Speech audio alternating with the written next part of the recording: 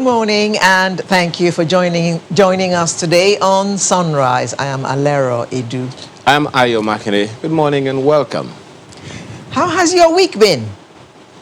I guess for those who live in Lagos, one thing they're going to shout about is the traffic. But we've got to all live with that. So let's move on to other things. Why are you laughing so much? Because there's hardly any issue you're going to raise now. It's not similar. So who's complaining about Lagos traffic? Not I. Okay. Not I. So we're going to have to live with it?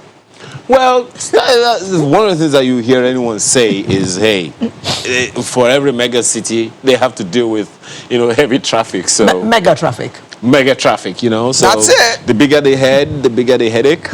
Exactly. There you go. There you go. So let's not talk about Lagos traffic. But, well, I have not mentioned power for a long time. Those who watch Sunrise regularly will know that there was a time where if I hadn't talked about power, Sunrise hadn't started.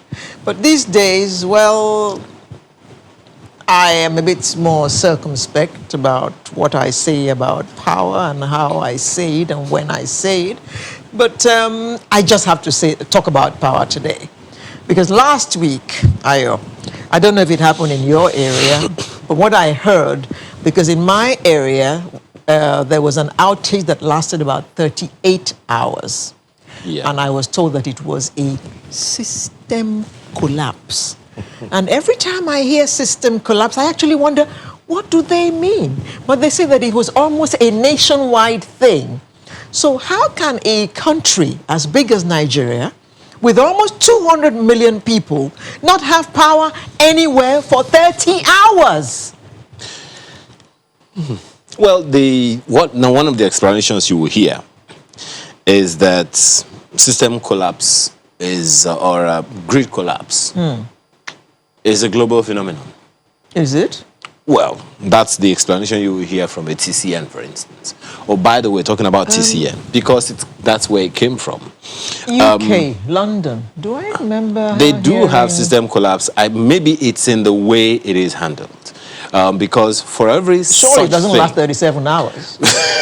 For every such thing, there ought to be a backup. And a backup to the backup. But then, even the front up.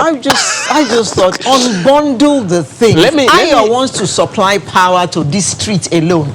Give him a license to supply to this street and make sure that this street has power all the time. But until then, hear this.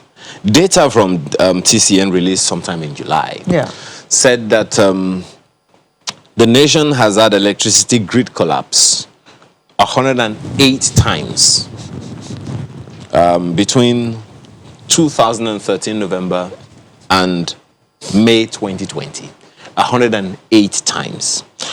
The breakdown. That the nation did not have power. That the nation had system collapse. Well, the nation, no, but say it the way it is now. This man, stop trying to pull the wool over.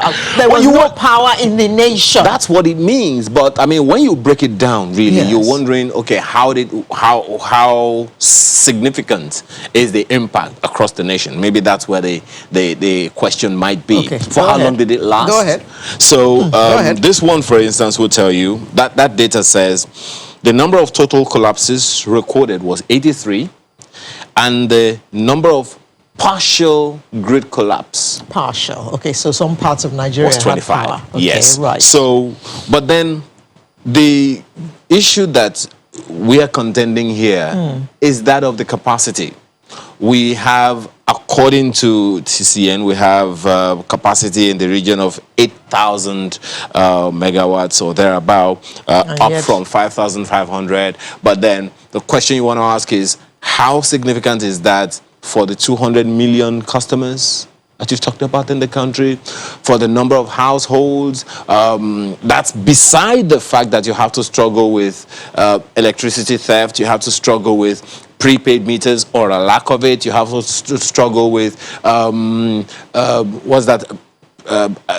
meter the guesswork that they do, the figures, estimated billing, and so many other things, like that. We hear now that there's a number of 5 million meters or thereabout that's going to be 1 million meters that are going to be 1 million supplied meters. to people across the nation. Then the question you want to ask is that the shortfall? I'm speaking for so many, because I'm wondering how 200 million people will need only maybe 1,000 or even 5 million. 1 million or 5 million meters. How many people to how many meters? This is a topic on its own for our certainly. program. Most certainly. Because if we continue, we probably spend all the time we have before the menu talking about this. It is troubling because the value chain that needs power is tremendous. There is no going out of recession on a permanent basis. There is no significant GDP growth without power. Electricity. Yes. Because the people that drive the part of the economy. Cars. I didn't say anything because I don't see how you can be talking electric cars when you don't have power. Where are you going to charge them up? No, maybe there is a difference between electric cars and power. Maybe there is electricity somewhere and there is no power. I don't know. What is electricity? What is power? Power corrupts and absolute power corrupts absolutely. At this point, I give up. I give up. System corrupt. Or are you saying power is corrupted? Let's talk about something brighter. Today is the 5th. Yes, it's the 5th of December. Christmas is in the air. Well, is it? Some say. You said last week you felt it. I said I didn't feel it, and I still don't feel it. I haven't smelled it. They're two different things. Okay. All right. You haven't smelled it yet. Okay. Now, my mind went this morning to little children. It's Christmas. It's Christmas. Nothing's going to change that. They want to see their Christmas tree. They want to receive their brand new clothes for Christmas. They want to receive their shoes. But how many parents are going to be able to buy those things for their children this Christmas? The question you want to ask about that, Alero, is how many parents are even thinking about that as priority compared to the other needs?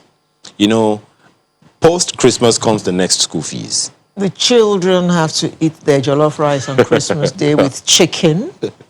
You're trying You're trying to remind me of what my mom used to do. As children, I mean, the Christmas dresses were given. Oh, yes. The Christmas shoes were given. Yes. Christmas dinner, not negotiable. No, it was lunch for us. And if you offended the gods on Saturday, on December 24th, yes. Pray. Because your penance is coming the following day. So we have our best behavior on Christmas Eve. And of course, you look forward to going to church on Christmas morning in your new dress and your new shoes. And that they call it in Yoruba, they call it Ashodun. And it was like a ritual. It was a ritual, but things have changed so much. The economy is something. We're talking about people who are even thinking about that right now. Look at the number of people in IDPs. Look at the number of people below the poverty line. They will not be thinking about that right now. But the families of those the farmers who were killed. And all the others who get killed every day in the north by Boko Haram. And if I can just also borrow a leaf about the Chibok girls, the parents of those children who have not been returned, how many Christmases have they had, if they're even thinking about that in the first place? But just as you said, do you smell Christmas? Do you feel Christmas? Have you bought your Christmas? Sorry, have you bought your Ashodun? That's your Christmas attire. Christmas attire now? Well, it's not too late. It's not Christmas yet. Yeah, what I mean is that people are not even thinking about it. Exactly my point. They're not even thinking. Yeah. Okay, if they can just about manage, they'll probably get something for the children. Because for the children, you tell them about the economy. Tell them about Boko Haram. Oh, what is that? How do you spell it? They want their Christmas. Because a child has got to be a child. And a child has got to have fun. I mean, can we just let our children just have their childhood? We can't allow the children to be susceptible to the pressures that we have. They are children. They didn't choose to come. We invited them. So let's give them the best that we can as parents. Well, by-elections in some parts of Lagos today, and well, my little thing with that is that do we have to shut down those areas because we have a by-election? The economy, we say all the time, economy in Nigeria, works on this little businesses, the small businesses. It's not the big ones, because the big ones are so few. Everybody is doing something small to add to, Nigeria's earnings and GDP and all that. And then you tell them that from 6 a.m. to 6 p.m., there's no movement because there's a by-election. I don't know. So the little market woman who has to go to the market to get enough money to feed her family for today, what happens to her? They're not going to eat today because there's a by-election? Is there no way we can conduct these elections where people can actually go about their normal businesses, and those who have to go out and fend for themselves on a daily basis are still able to go out and make their earnings for that day? When you hear of the U.S. elections and how that some over 10 million people had voted before election day Via mail. Then you wonder, how did that happen? Too many of us in Nigeria will be like, there will be some strange thing that has happened, or that can happen. But really, that's the idea. What you're talking about is not new. I mean, we've been talking about this thing for ages. It's the 21st year of but that's for election. This is a by-election. How does it differ? A smaller one. How does it differ? How does it differ? It's not an election where all of us have to go out to vote. The question you want to ask is how significant, how impactful would shutting down a particular section of the city be? Because we crisscross. Well, you say there will be no movement within that environment, and that's fine. But then are you going to say that people who are coming from other areas can't come in, or people who are going through this particular area can't go through? So many things, so many questions to ask about that. But then I think you should ask law enforcement. And then, by the way, just on the same thing, when we're talking about elections, I mean, go back to all of the conversation we've been having about electoral reforms and electronic voting. Alero, how soon we will get there? Because in certain riverine areas now, we're talking about 5G in some other parts of the world. Oh, sorry. I should off the mic. You're off the mic. You are in Nigeria. What 5G? What are you talking about? Do we even have 4G? Most of us are on 3G, even though they tell us we're on 4G. Well, there is a company, one of those telcos, that says that they only do 4G data. But at the same time, we're still my service provider, I actually went to their customer, whatever they call them, and they took my phone and they went in, out. I think they even changed my SIM, if I remember correctly. They did something to my SIM card anyway. In, out, came back. Yes, madam, you now have 4G. And I have never seen 4G written on my phone. Every time I look, it's 3G. And right now, it's saying 3G. And you're talking about 5G. Excuse me, please behave yourself. What do we have on the menu? I think we say about 4 minutes or so.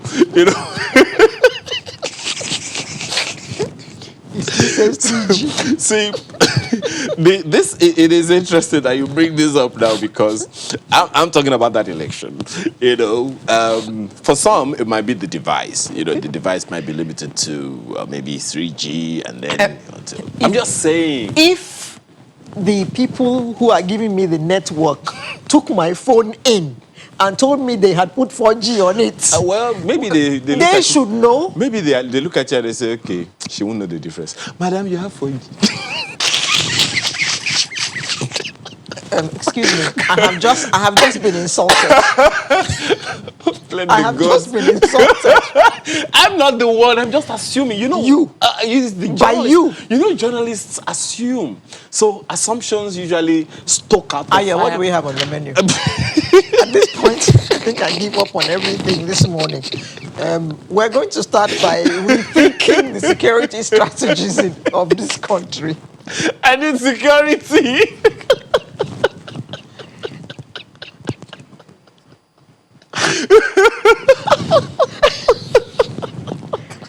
Ayo, what is on the menu? Okay. On the menu, rethinking security strategies. That's what you said, yeah? Right? That's what I said, yes. Okay. So we will be rethinking security strategies. Yes, then after that.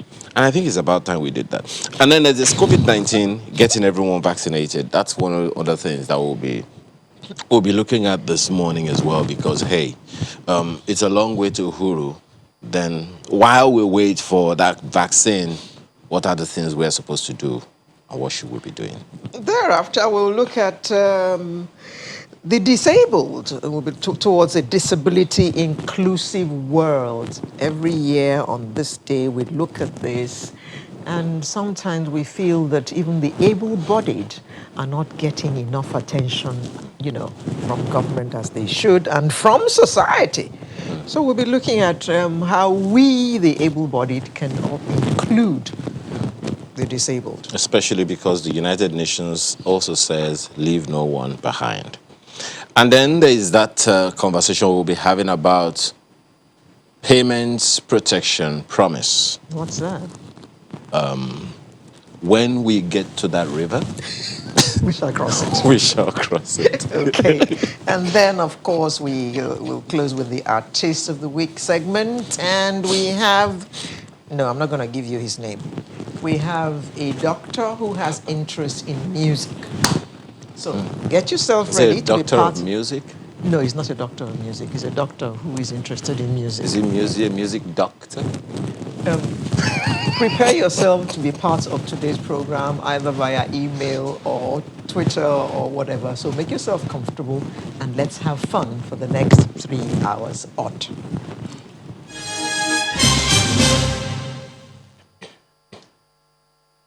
Welcome back. Now let's get the show started. The recent killing of farmers in Zabamari, a community in Jere local government area of Borno State, has generated a lot of agitation, and everybody is overwhelmed by these killings.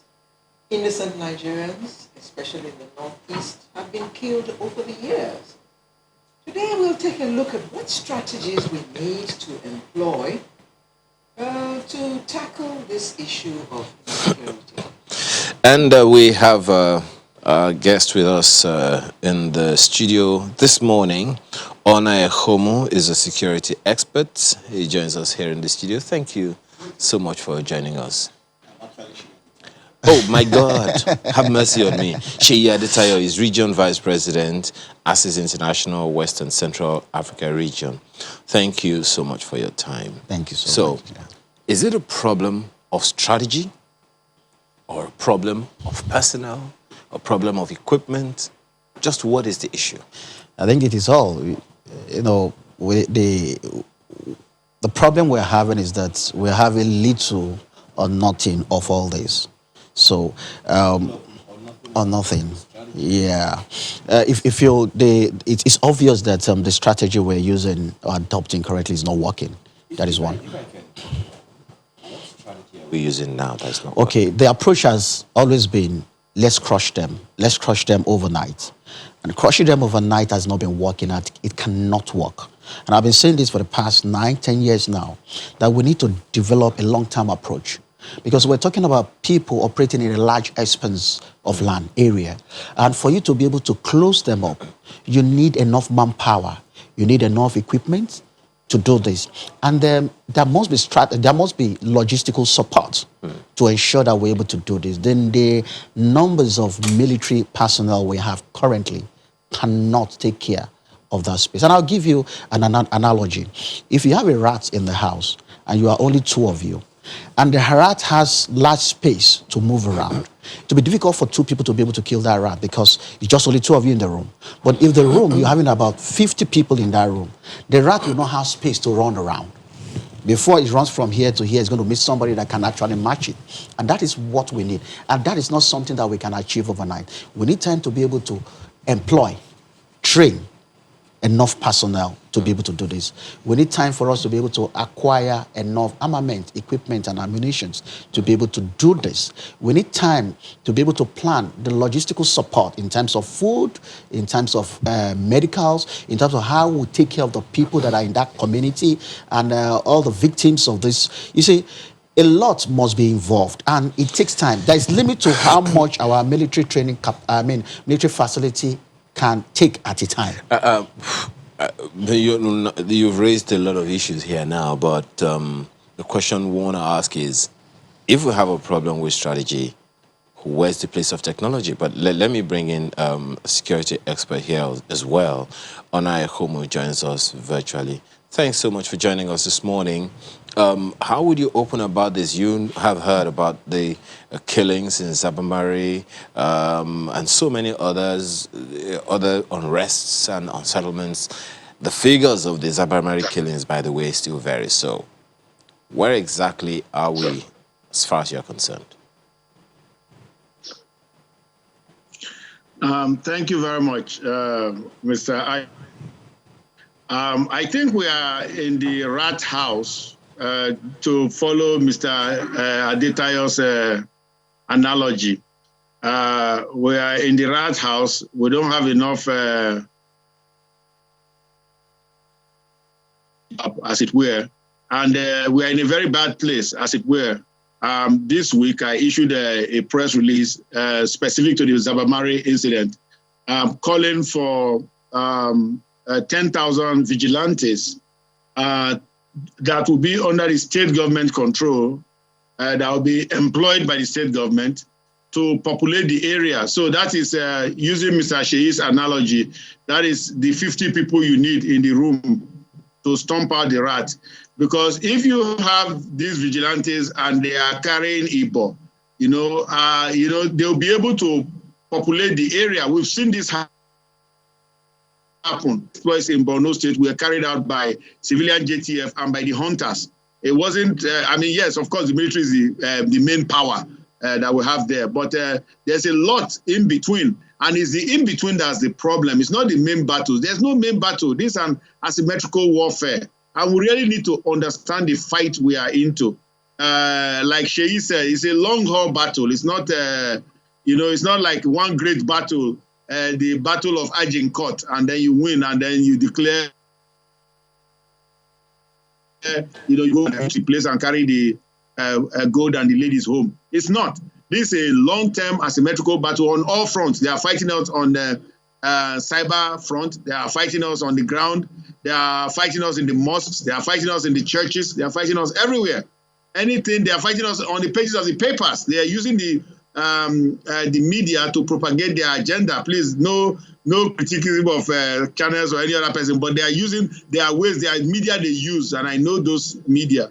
So what I'm trying to say is, including social media, of course, the chief media that they use to prosecute their warfare. So what we need to be very slow and lead-footed in adaptation to the battle that we have, to the problem that we have. Everything we have done has been counter. We built super camps to defend the military. The countryside is unprotected. So why are you surprised that they killed 67 or 70 in Zabamari? You shouldn't be surprised because it's undefended. The state government is prosecuting a program of return to land. They are sending the people back to IDP camps. And I understand IDP camps are expensive, and yet people need to go back. I mean, it's unnatural to be in IDP camps. Yet, there's no protection there. You are sending them home to be slain. You know what I mean? Everything is counterintuitive. We don't think through some of these things very well before we do them. But anyway, I have suggested to the state government, right now, I think the federal government is too far from this problem. I've suggested the state government, and they have locus on this problem. Let them hire 10,000 vigilance guys and just the same way CJTF made a difference during the second state of emergency that was declared by the former government. Okay. Seun, let me come back to you now. Shei, sorry. Let me come back to you. This problem has been with us for a number of years, almost 10 years, and we've been talking about it. But it seems worse now than ever. It seems like, nationwide, the NSAS protests did something to security in the country. We've been talking about it, and as a result of all that talking, we heard some local, well, should I call them vigilante groups, or should I call them security groups, like Amotekun, for instance. There's some others around the country. How much are all these bodies contributing to ensuring that our security situation is improved?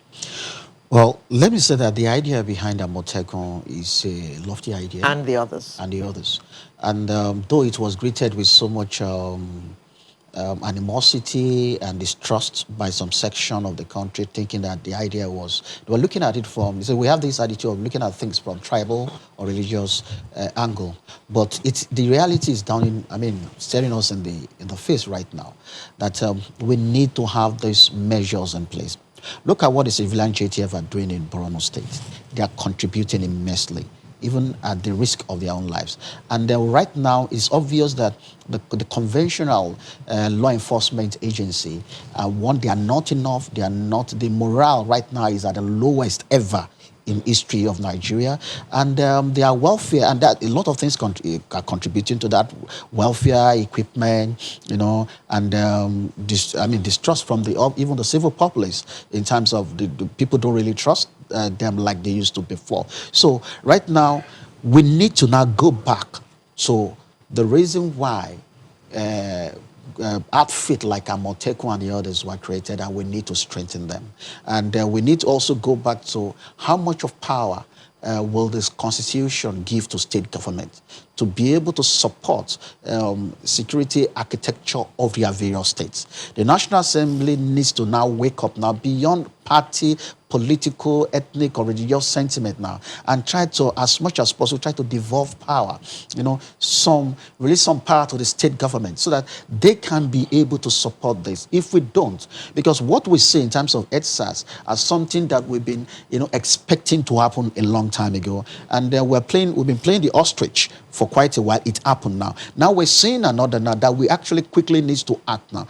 Act by saying, giving more power to the state. Let each state be able to create, whether it's going to come in form of their own state police or whatever, let them be able to create it and be able to support. Right now, there are a lot of ungoverned space, even in Lagos. Lagos used to be the most or the best policed states in Nigeria before. Before you move 1 kilometer, you will see RRS. How much of RRS are we seeing now? Clearly, that's as a result of this NSAS protest, which has built up over time. Yeah. We were not, particularly aware of it. But when you talk about the activities of the state government in ensuring security of lives and property in their states, as Alero has mentioned, those pockets of security outfits that the states came up with,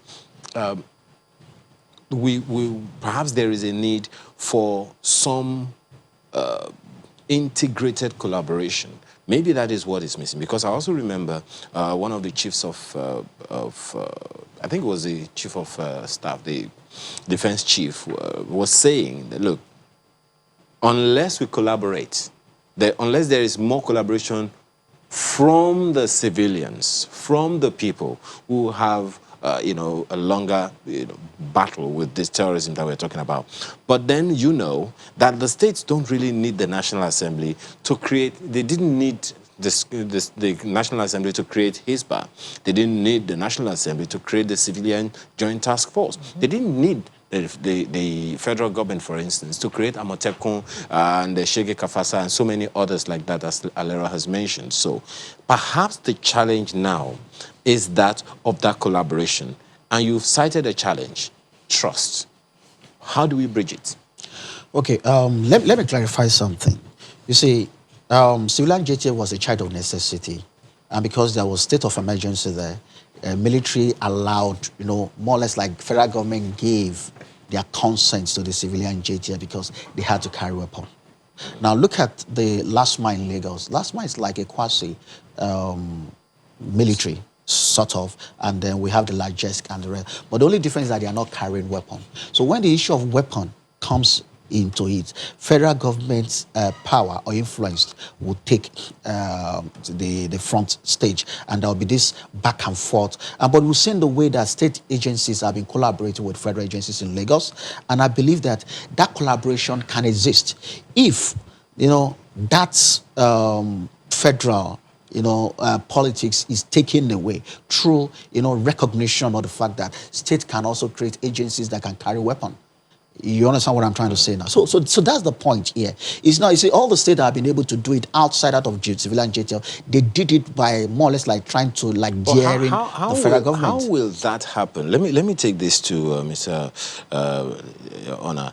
How will that happen if you agree? Because unless there is some form of constitutional amendment, devolving, states.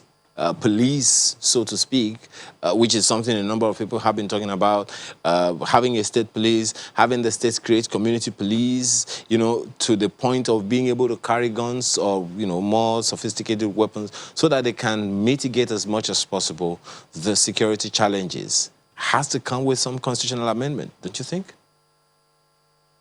No, sir. It doesn't need any constitutional amendment, I'm sorry to say. Let me tell you what's on ground right now. We have, first of all, the federal government, that is the police agency, NPF, has said we'll create community policing initiative around the country.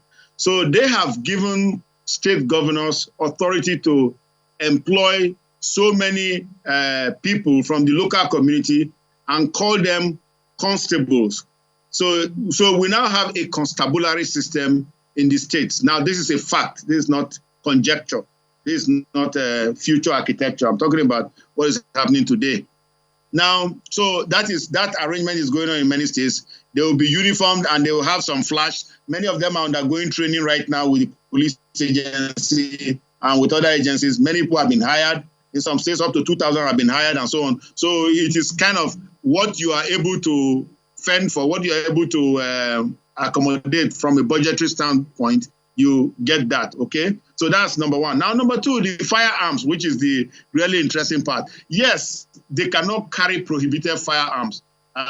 Something like pistol, AK-47, legally, they cannot, and they should not legally, because we all have to be legal here. But listen, there's a legal provision that gives states and subnational entities, like local governments, authority to license shotguns. So they can carry shotguns. Now that's informational for you. They can carry shotguns legally because shotguns for however long I've known it have been licensed by the local government, as it were. And of course, local government is a derivative of state governments. So which means they can, at least at that level of shot shells. And let me tell you, shot shells can kill as effectively as solid bullets. So, well, of course, they don't go that far, but you don't need to go that far. All you need is have an adversary, and you know how to point that thing and pull the trigger, and you hear a big bang, and somebody will be down. So what I'm trying to say is they already, under current statutes, state governments can actually provide IBO to each and every of their constables, as it were. So now, of course, when you want to go to a higher level of weaponry, you want to go to AK or FN rifles or SMGs or whatever, you need to get now, Taboom, whatever it is. You need to now, of course, we have to wait for a constitutional amendment or perhaps even a statutory review that will, because you don't need the constitution to change what firearms. Just one moment. Let's take, Mr. Adesanya here. You wanted to? By practice in Nigeria, it is the Inspector General of Police that license firearms by practice, and it delegates this authority to commissioners of police of various states. And I remember that when I was in the service, we had something similar to that in Anambra State during the period of Governor Peter Obi, when the vigilante was created, and they had to be licensed to carry arms. The Nigerian police played an important role. They did the training, they did licensing of the arms, and they helped to coordinate the activities of the vigilantes. And I've seen that playing out in all the states. Now, as long as you are going to deal with issue of harms, you are going to deal with federal agency. They will need to approve it. And that always brings about the issue of the politics as to whether the IGP will approve it or not. And then you see, one of the reasons why you don't see government law enforcement agencies carrying weapons like that are using cartridges, because cartridges contains pellets inside of it. And pellets, when you shoot, it dispersed.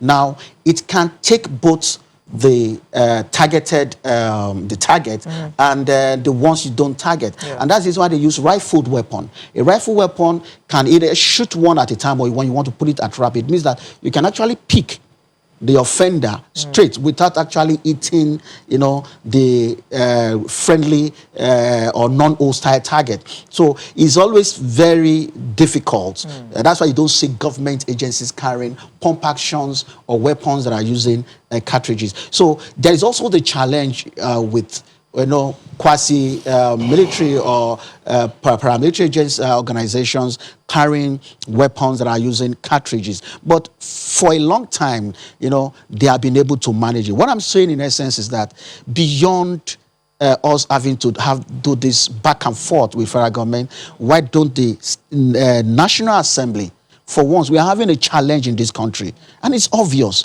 Let's devolve this responsibility down to the state level and say, state government, you don't need, going forward, you don't need the approval of the IG or the federal government to set up your own vigilante service, agency, provided you follow the following, statutory procedures, and then we'll be able to, move to the next level. Okay, Honor, this heightened insecurity that we feel around the country has brought to the front burner the issue of state police again, and to a point where even some governors who were saying that people would use that for ulterior motives are now on the bandwagon calling for state police. What are your thoughts about the state police at this point? Because people are saying it has now become a hot, urgent topic. Thank you very much, Mr. Lero. State police, I had for forever been opposed to it, but now I'm a proponent of state police because I have, for all the reasons I had, all my good reasons are still there, but I'm not going to peddle them anymore. I'm going to say, let's walk around them. Of course, the biggest one is subject to abuse by governors and all that. But, the existential reality, the lives that are being lost unnecessarily right now, in fact, it makes the most cogent argument for state police. Now, let us back up for a second. We already have state police, for goodness sake. I just told you guys, you have to read the news, for goodness sake. The Inspector General has come out that his community policing initiative is a constabulary initiative. Go and check your facts. So we already have state police. Now, what you mean state police perhaps is you are talking about perhaps carrying an AK-47. Now, I've said just now, and I stand to be corrected, I have not been corrected yet. I said just now that they can carry shotguns. So that is a level of, look, most threats are within the range. Listen, most gunfights are within 3 meters range. Most gunfights don't take 100 meters. So if you say you fire a shotgun blast and it expands in 25 meters, if you fire an AK, it goes 100 meters. I don't need an AK for most threats. Most threats are within 3 meters range. So that's where most gun battles take place. Now, in terms of what about musketry? You just said that, you can pick the person. Well, how much musketry are they getting? Most people never get to go on a range. I'm not talking about the military. The police, they never get to go on a range after leaving whatever their police school, their station. So we have a lot of difficulties. We need to I do beg your pardon. Just hold that thought. We need to take a short break now. We'll come back and you'll round up on that thought.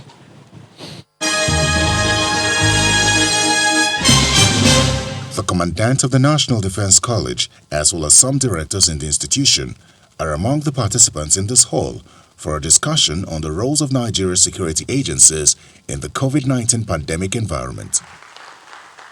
For many in this hall, the conversation is timely, not just because of the ravages of COVID-19, but also the emerging security challenges that the country is grappling with, which underscores the need to infuse new ideas into the country's security architecture.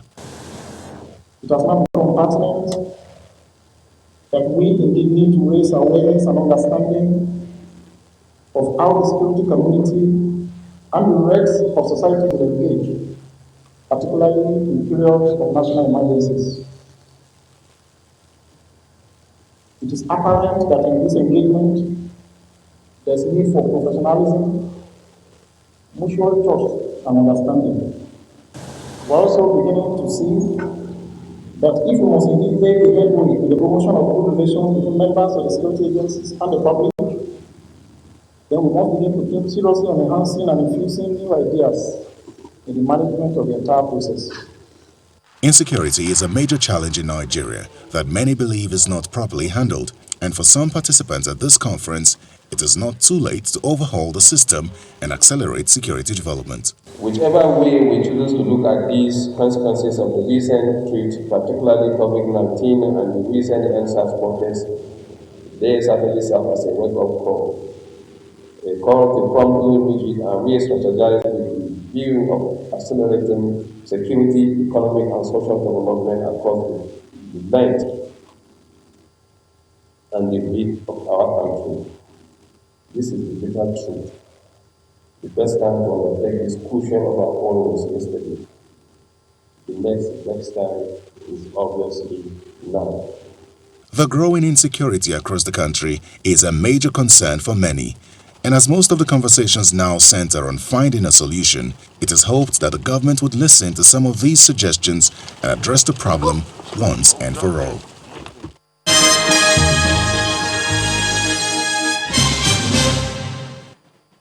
Thank you for staying with us. Dr. Ekomu, you were talking about state police before we went on that break.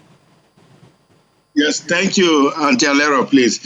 So I was saying that all the governors need to do right now, exclaim it. Go and do what you got to do. You got to secure your citizens. You can't wait. That excuse we are waiting on some federal government that is somewhere in Abuja and is very busy with so many battles. If you know the number of military operations they have on the Northwest, you know, you can't believe it. If you know the number of military operations everywhere in the country, of course, needless to say, we have 34 states with JTF operations, but, you know, we have full-blown military operations going on in the Northwest. And, of course, you have Operation Lafia Dole and its satellites in the Northeast. So the federal government is really very overwhelmed right now. So we need to the state governments should step up. The days of not paying attention to security, they are over. I think to in fact contribute to your topic this morning of how do we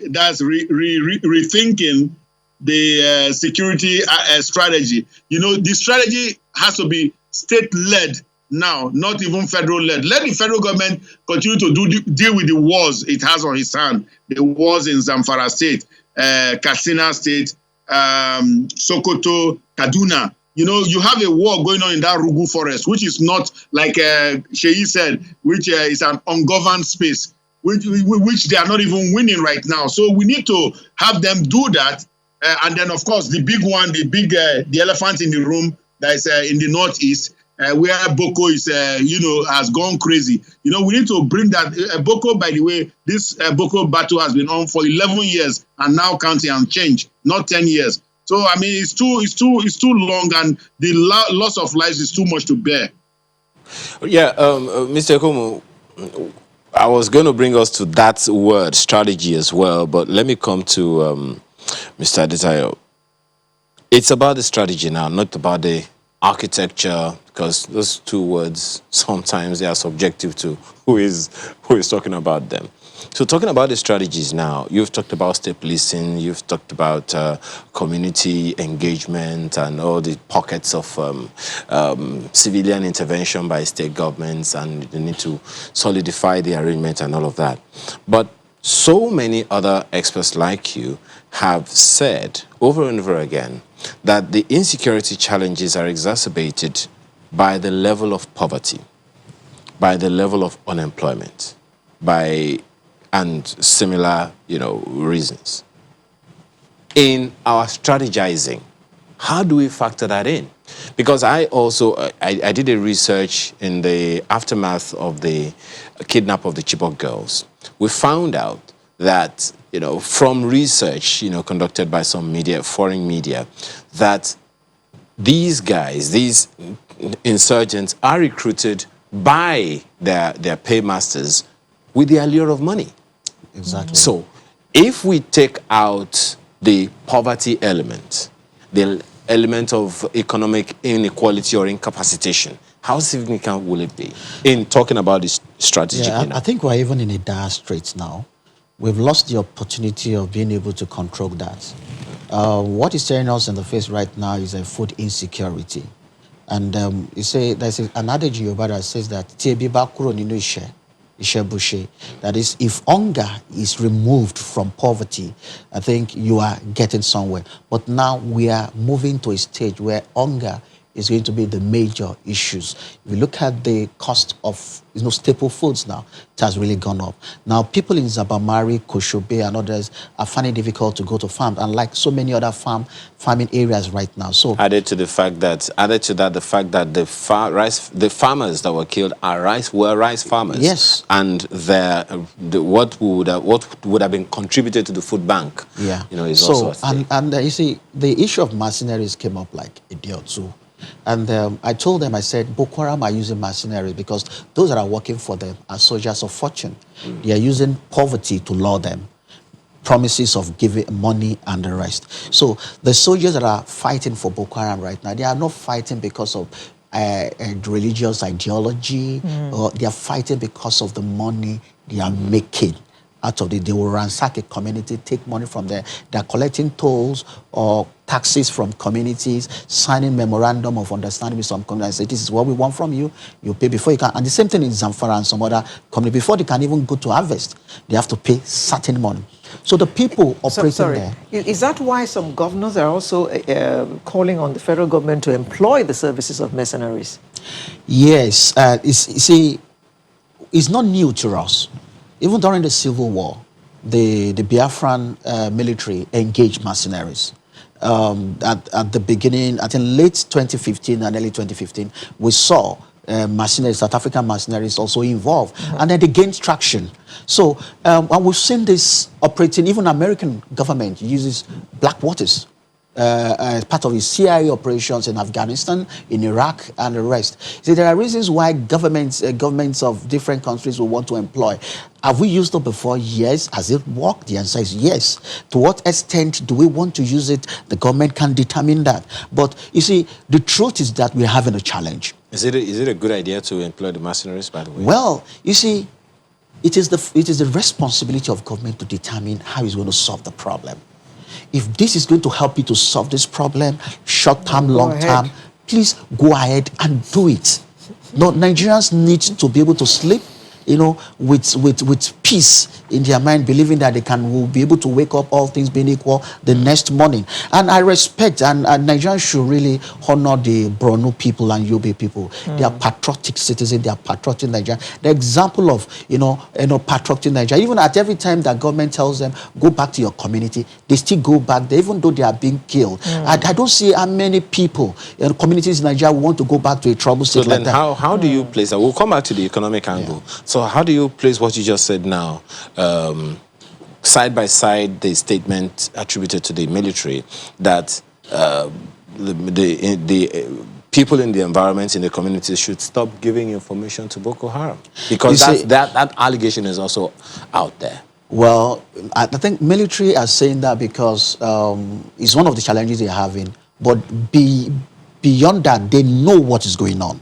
Number one, a community like Zabamari, that Boko Haram signed or had an agreement with. There's a content to that agreement. And the reason why they killed the people in Koshobe, especially even Zabamari indigenous that are there, was because they said that they flouted the agreement. These people are left with no choice in most instances where, they have to do some things that Boko Haram so that they can live peacefully. So it will be uncharitable at times for us to want to heap all the blames on these people. If they have all the necessary protection that they require, I'm very sure, because I've seen loyalty, I've seen patriotism in these people, and we must commend them so far. For 16 years, it's 2006 up till this time, we need to commend. 14 years, we need to commend the people of Borno, Yobe, and Adamawa. Okay. Ona, this is not to say that the insecurity we're talking about only revolves around Boko Haram and what is happening in the north. There's insecurity everywhere in the land.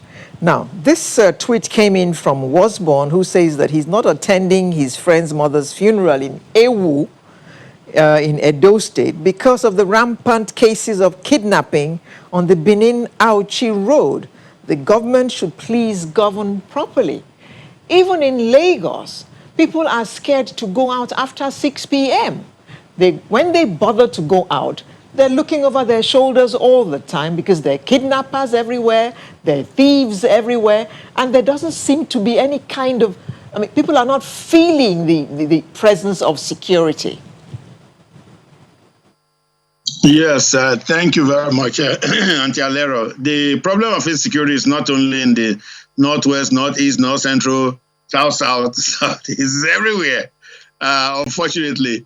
I think the was born. I have to agree with him, because on Thursday we had a situation where the Header militias came out of the bush near Igeduma and kidnapped 26 persons and shot dead 2 in that incident. Kidnapped 26 and marched them into the bush, and you know the rest of the story. There'll be calls for ransom, some will be killed and all that stuff. Now, yesterday, there was another attack in Edo State. This one was by armed robbers. We think armed robbers or maybe cultists, and 8 persons were killed right there in the capital city. So that kind of plays into the whole picture we are painting here, that there is quite a lot of insecurity in the land, and it needs to be tamped down, which is why I like the idea of the constabulary, because that will provide manpower. I think Sheyi has mentioned just now, which is a rat analogy, that we don't have enough manpower to do this job. That will provide the manpower that needs to be there, because if the place is well governed, if you remember those old days, there used to be police everywhere. Policemen used to walk beats. There used to be police in the neighborhood. People weren't as criminal-minded as they are now, or even there wasn't as much violence as there is now also. But we still have... On what you have just said now, we didn't have them as much then as we have now. Have we been able to track the root cause of the spike in insecurity? Thank you, Mr. Tayo. Very simply, proliferation of arms. That's the biggest cause, because that's capability. In a threat matrix, you look at intentions, motivations, and capability. So capability is the biggest thing. If the guy has a gun, one man with a gun can cover 1,000 men that are not armed, even though he only has maybe 20 or 30 bullets in the magazine clip. But who is ready to die first? I'm not, and I'm sure you are not either. So what it is that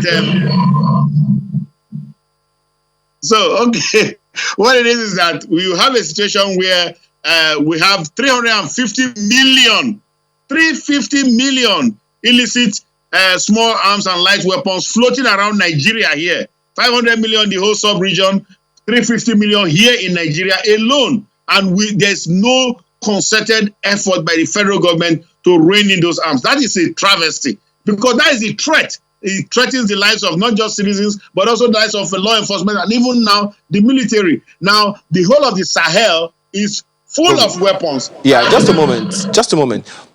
What necessitated the influx of the illicit arms in the first place? I'm trying to allude to the fact that perhaps there are deeper meanings than the obvious.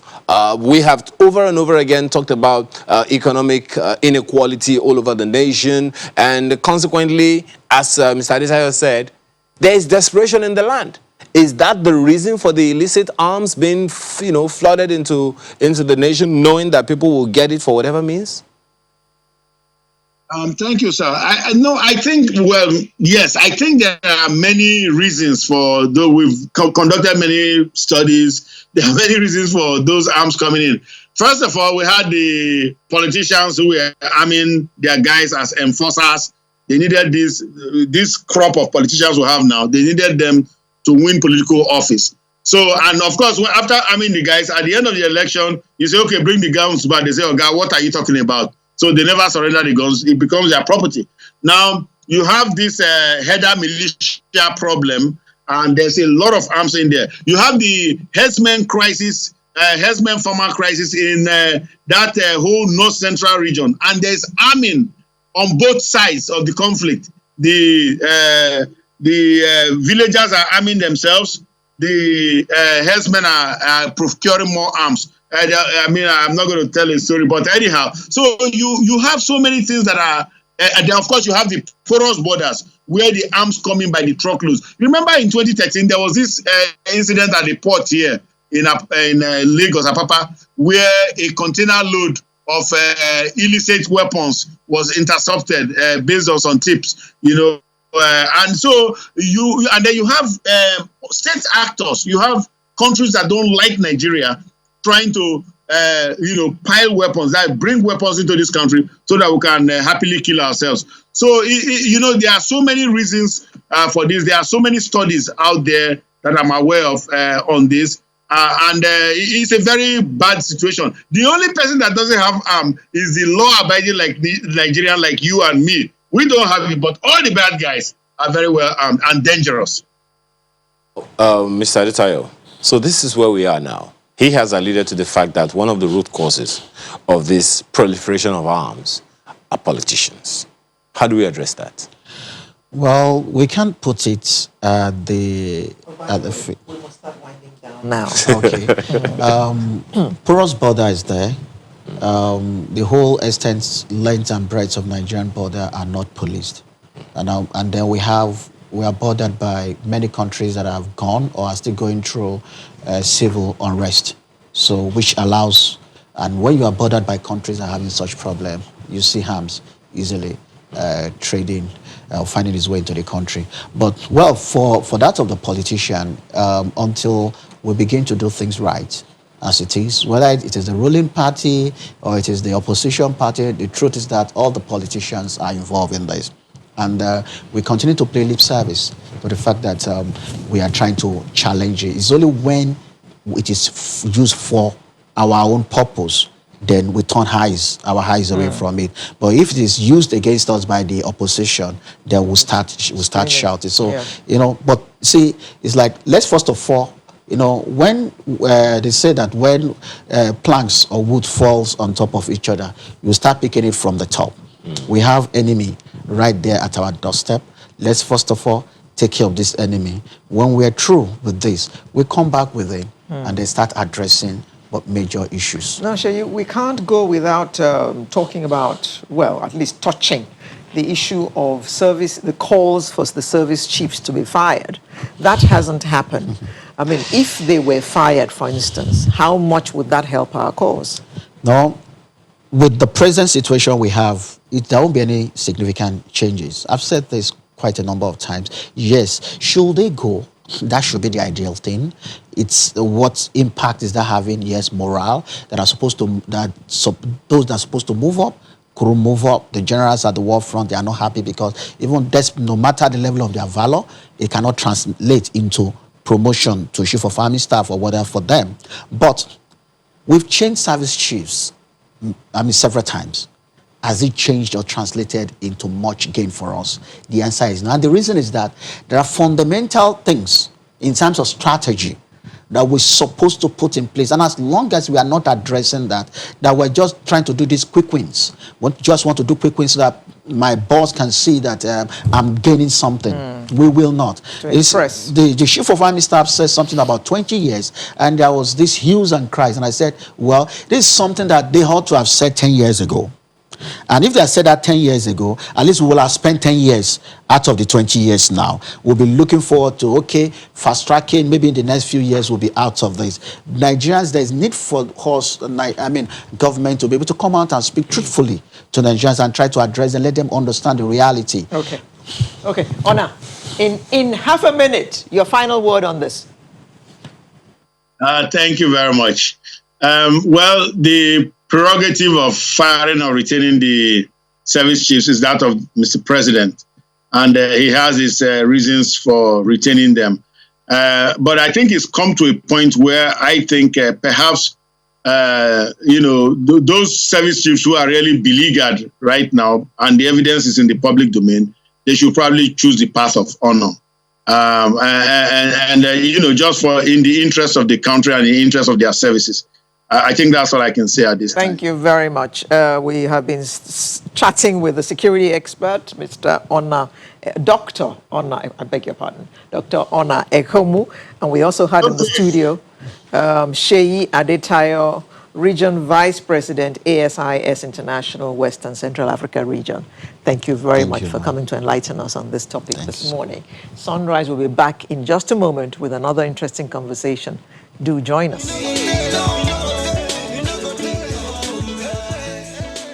That song says, hold on.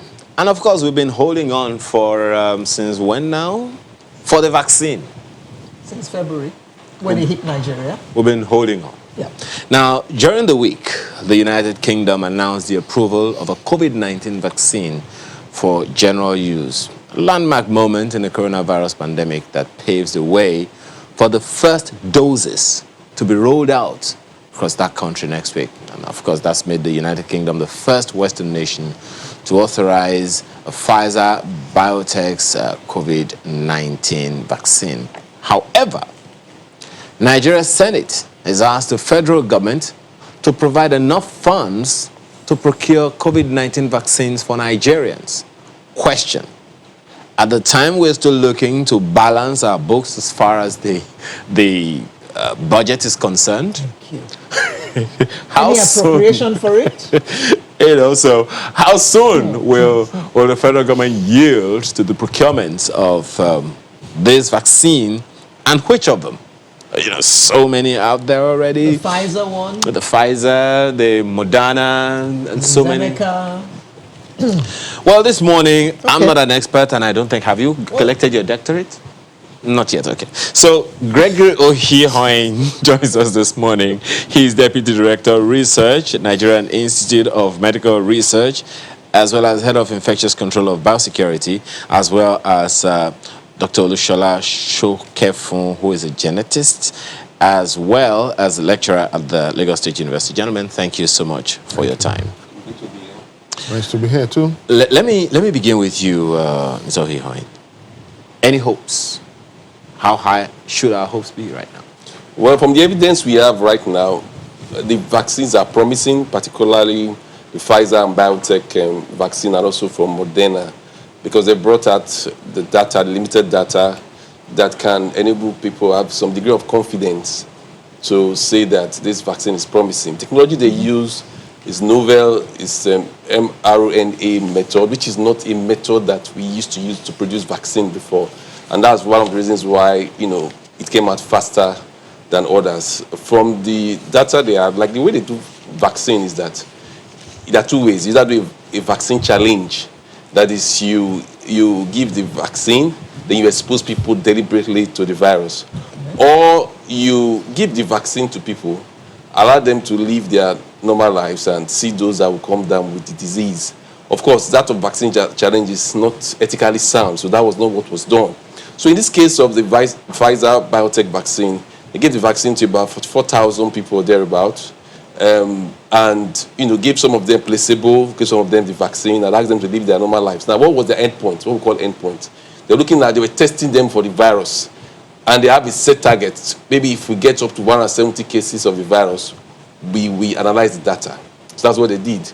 So when they came out with the data, maybe like 170 cases, they realized that over 94%, 95% of those who took the vaccine component were protected, while those who had the virus, were those who took the majority came from the placebo arm. Okay. So that's how they came to that figure of 95% protection. But the better news, I would say, is that none of those who got the vaccine had any severe form of the disease. So it was a similar model, of research that was also used by Moderna.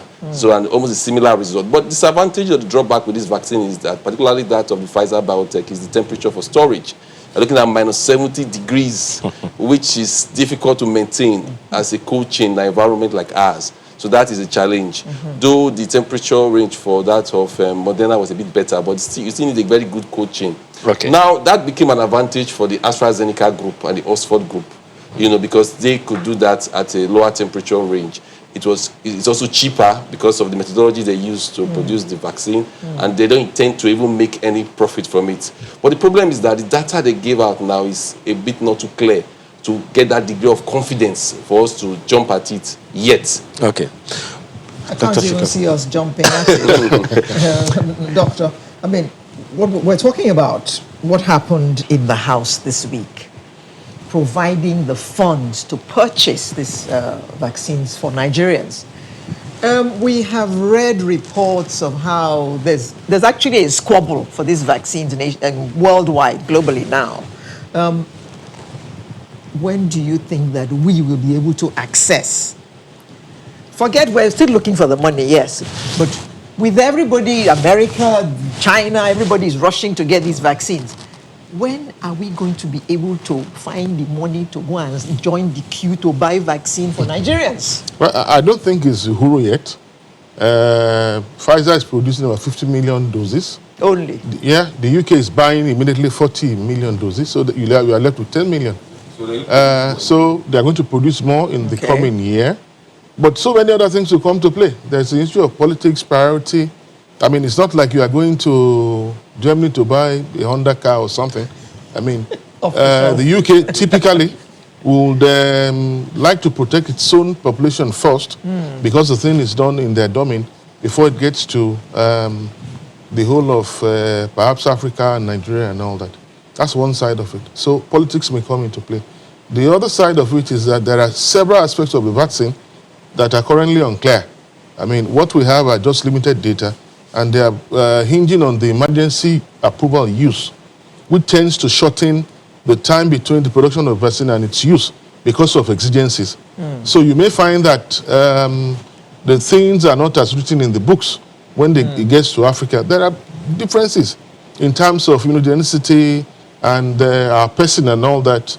Age differences. Storage temperature That's critical. That's critical. Minus what? I have a fear. I'll come to that money part later. I have a fear that I wanted you to. I wanted to, to take you up on that. But we chatted about the by-elections the other time. I understand Ine is somewhere on the streets. Wanted to just give us a quick report on what's going on. So Ine, fill us in. Where are you, and how's it going?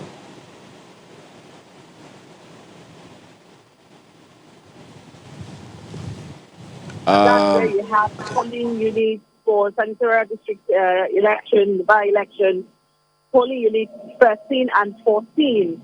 And there was a little bit of drama earlier in the day. The voting was supposed to start at 8:30, but it did not start till about 9:30 because the party agents were there. One of the parties put down their poster, and the other party, the party agents who were there did not put down their poster, and so they concluded that the election will not start, or voting will not start until the opposing party also put down their poster. So that took a bit of time, and it took the intervention of the candidate, who was thankfully around, when he came out and then he gave the order to his agents and these guys to put down the poster, and then they put it down, and that's when voting started. But even with that, the turnout is, as we would expect.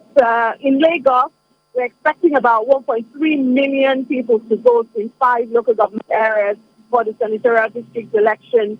But the turnout doesn't look so impressive at are coming out in trickles. INEC is there, the youth corps members are there and waiting for people to come. But as for Ikorodu, people are coming out in trickles, and it doesn't look like there was a lot of noise made, for people to participate. Well, one question that I want to ask you very, very quickly is, what's the road access like? We understand that roads are supposed to be blocked, movement restricted. How does that look on the streets? And then what's the level of appearance or presence of security operatives that you've seen? Well, even before 8 o'clock on our way, we saw the policemen were already on the road. There was roadblocks because, of course, there was an announced restriction of movement in the area where there will be elections. So on our way to Ikorodu earlier, the police had mounted roadblocks and they had restricted movement, only allowing essential individuals to go through. So the road was pretty clear. As I speak with you now, we're around Ojuelegba area heading to the island. But it's looking like a normal Saturday here because there's no election here. So we're looking forward to Shomolu, Ibejuleki, those are the areas where you have election. But for other areas, like where we are at this time, it's just normal, people going about their normal businesses and the cars are there. But in Ikorodu, it's very, very light, but obvious restriction of movement. Well, thank you so much for that one, Amy. I'm sure that we'll get more reports from you as time goes by. Well, that's for the by-election. But then, just as you said, Dr. Shekufun, there's going to be some politics, so to speak, when it comes to, getting this, vaccine around and all of that. I was going to ask you, after I asked Dr. Ohihon about, the hopes, what are the fears that you have about this? You've talked about limited data, and he also referenced it earlier. And then he has also mentioned another fear, which is that of the temperature, how low it is, and all of that, almost worse than the North Pole, if one might say. What other fears are there for you? Well, typically anything that is coming new has its own set of fears. Some are real, others are just conjectures that you cannot. So nobody can say precisely what to expect. But from basic science, you have reactions which will be dependent on your genetic makeup. This time, this is a new vaccine that is novel, using the mRNA technology. I think it's about the second time worldwide that has been achieved. The time and term to the development is so short, less than 1 year, because there's a pandemic that is global, that doesn't recognize either the Chinese or the American or the Muslim or Christian and all that. So a lot of the fears may just be conjectures. I mean, because a vaccine would normally and typically elicit some level of reaction, which you can manage medically. I don't see anything really extraneous coming out from, the use of the vaccine. Now, Mr. Ihon, I do apologize. Mr. I have a challenge for you here coming from Festus Akimboyewa. The Pfizer vaccine is not suitable for Nigeria because it has to be stored at between -70 and -80 degrees. Time for Nigeria to look inward for its own COVID-19 treatment. You are a researcher. Okay, now, let's take it from this perspective. I think research should guide everything that we do. From what we know so far, at least it's no longer anecdotal. We now know that the way the virus penetrated other parts of the world is not the way it has penetrated Nigeria. We know that. We've done the research at the Institute of Medical Research. So it's in the same vein, when we want to approach vaccine usage, we should also be guided by the evidence. So we should be able to do our local research and see to what extent are we going to benefit from this vaccine, so that we don't just rush. We should not be impulsive. I was discussing with a colleague just 2 weeks ago, a senior colleague, and he was saying that if we had enough evidence early, maybe the way we shut down our economy, we may not have done it. Yes. Yeah, so that's why people must always invest in research Hindsight. and be guided by evidence. Again, before we rush and go and start putting money into the vaccine, let's look at our uniqueness. Let's ask ourselves a basic question: have we achieved herd immunity as a country? Have we reached 60 to 70%, protection? Remember that the goal of vaccine is to achieve herd immunity, which is 60 to 70% serological protection. But what do we have right now? We have to have that data first before we even go and deploy the use of vaccine for COVID-19. We have to have that data so that we'll be able to prioritize who are the people. We have to look at the data we have already. Who are the people who are at most risk? Who are the most vulnerable people? Who are the people that will most benefit from this vaccine usage? What are the type of vaccine that is best for us to use? There are some Looking at data, our logistics and our environment. Maybe you want to speak to this. There are some data that are available to us now. Globally, they say it's for the aged and medically vulnerable. But in our part of the world, we have seen a situation where it's the active working age that catch it more. And we have also seen, of course, it's the same vulnerable and aged people that we have recorded fatalities and all of that. Plus, added to that is the fact that the number of infections vis-a-vis the number of fatalities are also considerations. Looking at those figures, what should we be looking at in terms of a homegrown solution, as Alera has said? Yeah, you see, the thing about vaccine development, I think that's the question you want me to answer specifically. You don't wake up in the morning and you develop vaccine. There are certain key criteria you have to have. I mean, at the Institute, we've done a lot. We'll be able to, we sequence the virus, which is a step. You need to know what you're dealing with. That's at Nigerian Institute of Medical Research, to know that it's the same type.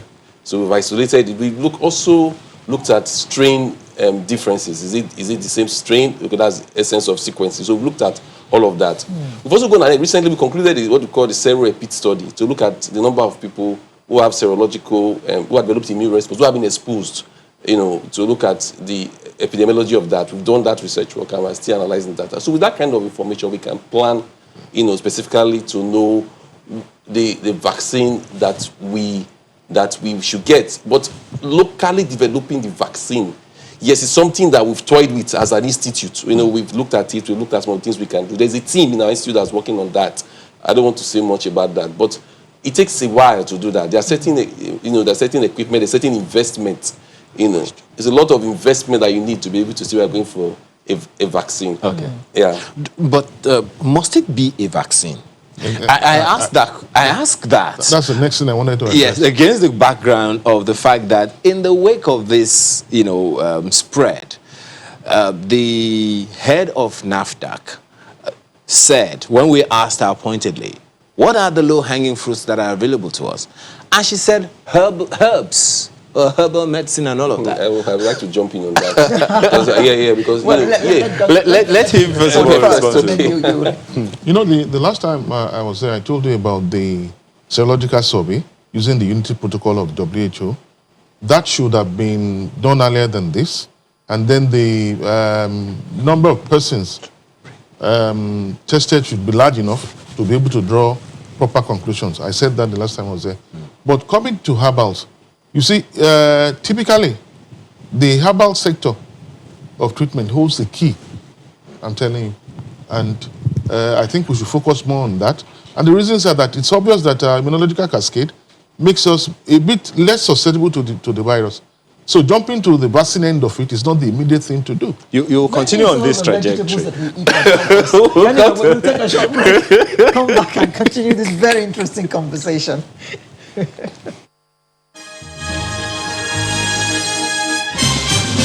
The conversation is still on, clearly, about getting everyone vaccinated. So, Dr. Shekovi was talking about something. Yeah, so yes, I was saying that maybe it's the vegetables we eat that has helped us with our immunity. A combination of things, and I'm aware that we send this to Canada at the risk of running an advert. Which things? That's not They're herbs and vegetables, Oh, aren't they? there are plant extracts, not herbs. Oh, extracts. Extracts, Oh, yes. okay, And okay. so far, the results are encouraging. I'm also aware, this is very personal, that we gave these to Lagos State government for some element of testing and all that, and so far, we have not gotten any feedback. It's the duty of the government to aid that side of it. If there are claims, you subject it to test and then see how it works. If it doesn't, then we know that, it's not working. So they have also a lot of promise in the, getting through the pandemic for us as a country.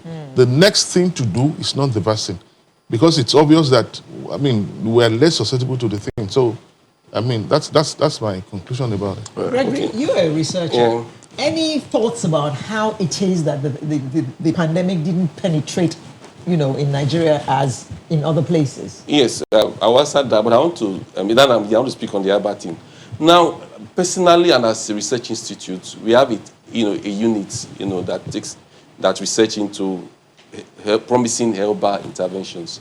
But the problem I have with the herbal thing is that people are not patient enough to subject their claims to test.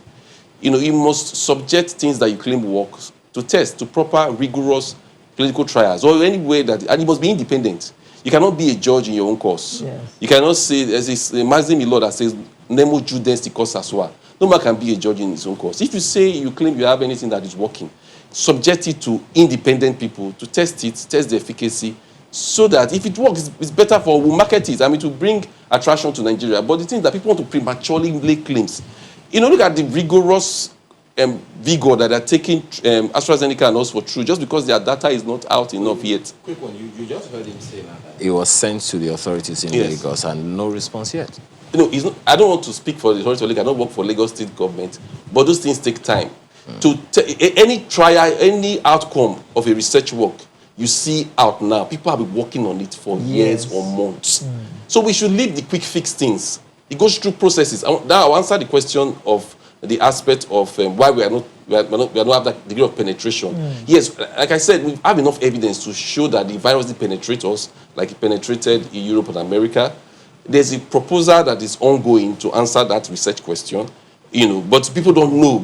Except we come out with something before we can speak about it. Yeah. People have been ransacking their brain, thinking, writing proposals, putting things together to be able to test, the possible reason why we have a degree of penetration. So research takes time. That's why you realize that, this is the fastest vaccine that they produced over a period of time. If I can attempt a sneak peek. Yes. Does it have anything to do with our nutrition? Well, it may not be, but let me tell you what some of the theories that people are thinking. That coronavirus is not new to us as a virus. Yeah. It's just that the SARS-CoV-2 variant is new. There are other cousins, seeds of the coronavirus that manifest in animals that we have. There's a paper I saw, that talked about the fact that we have been exposed, to a lot of those other coronaviruses, and they may have mounted antibody response that is protecting us now. That is what some people are thinking about. But I think in that paper, that they didn't go a step further. The best thing to do to go a step further is to see whether those antibodies, produce have neutralizing effects on SARS-CoV-2 itself. And you have to demonstrate that both in vitro and in vivo. There are a lot of models you are going to use to demonstrate that, and those things take time. All right, Doctor, I'm sure you have seen that former presidents of America, Obama, Clinton, and I think Bush, are going to actually take their vaccines publicly for everybody to see, to convince the people that it is safe. We're part of this global village. So all that, I won't call it propaganda. Public test or scrutiny and all that. All that negative media that was going around about this vaccine also reached Nigeria. So there are people in Nigeria as well who are skeptical about going to queue for the vaccine once it lands in this country. What would be your advice to them? Well, or to Nigerians? Yeah, like I told you, anything that is change is also subject to, several conjectures that may be real, that may be imagined and all that. I would think that if Obama and Clinton and all that can take the vaccine, then any other person should feel free to take it. Then our president should also be the first one to take it. Of course, yes. Okay, all right. Thank you very much. Well, just before we go, what would be your take about, in the event that, eventually we settle for a vaccine, what are your expectations? Well, I expect that we should conduct preliminary research to know the best way to use the vaccine.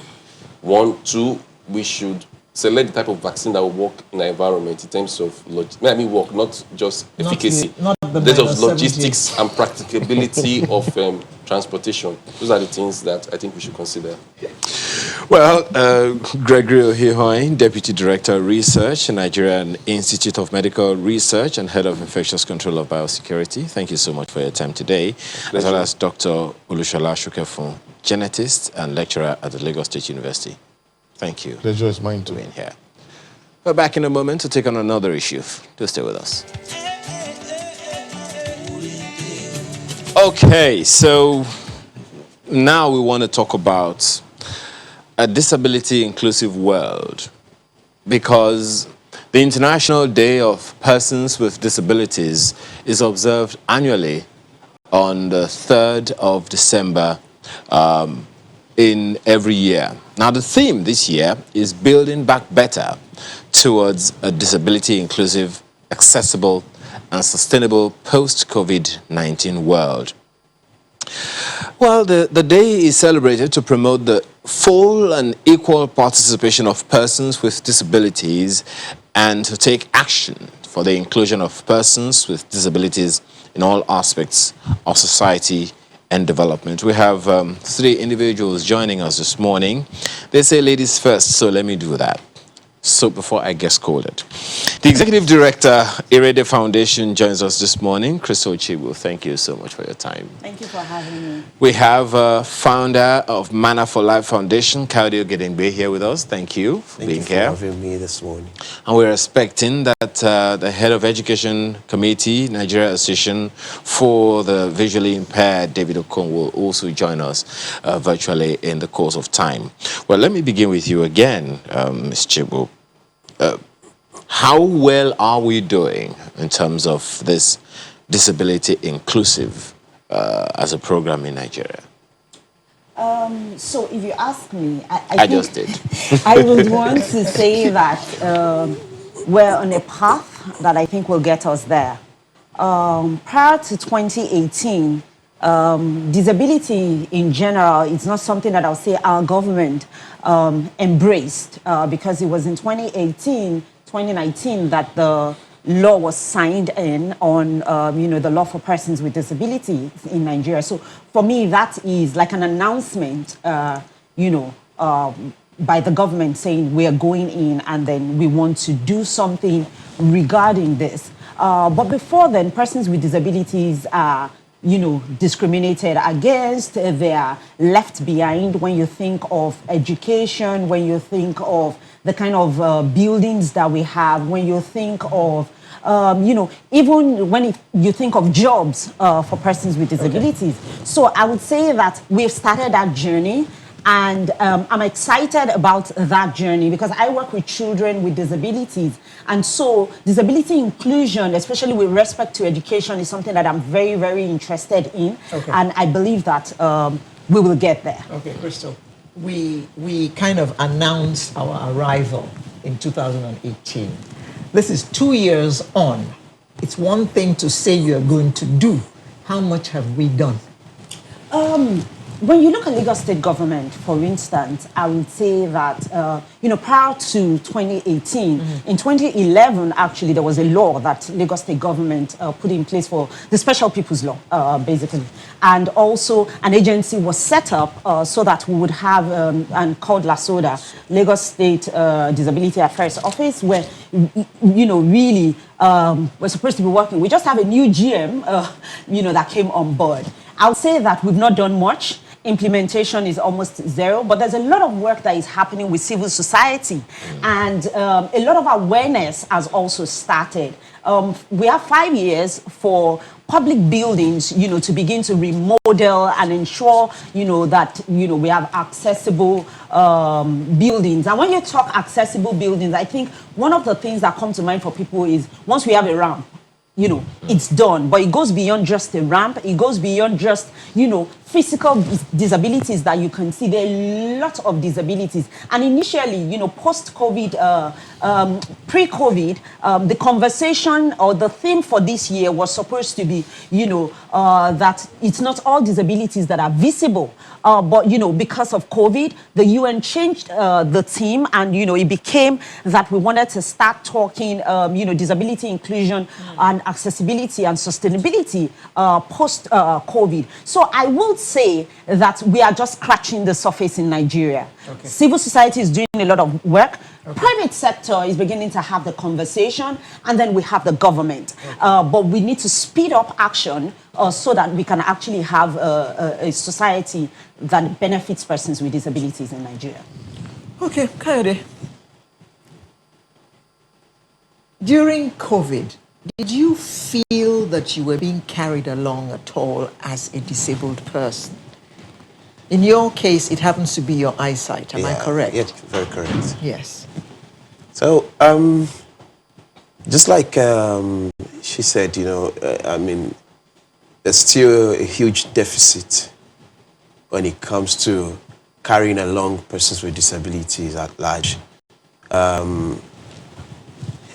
Being carried along, I think the only thing that happened was that I was asked to stay back, from work, following the global best practice, like to work remotely. And that's the only, part that I really felt, okay, I was carried along. But when it comes to social distancing, and many of these things had more of negative impact than, the positive on, someone like me. But then this is a society where we belong, and we just have to individually, improvise whichever way we can.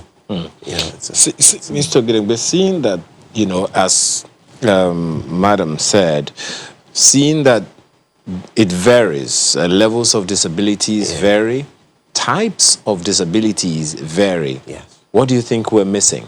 Is it the law? Is it the infrastructure? Is it the awareness? What are we missing? First and foremost is the awareness. That's where it begins from, because you look at it, many people are not even aware of the fact that, I'm not even talking about the able-bodied people, even the disabled people. Many of them are not aware of, what life can offer them after they've been, when they get into this. Like a friend of mine who was blind and had to stay home for 10 years before he even knew that there's education for blind people.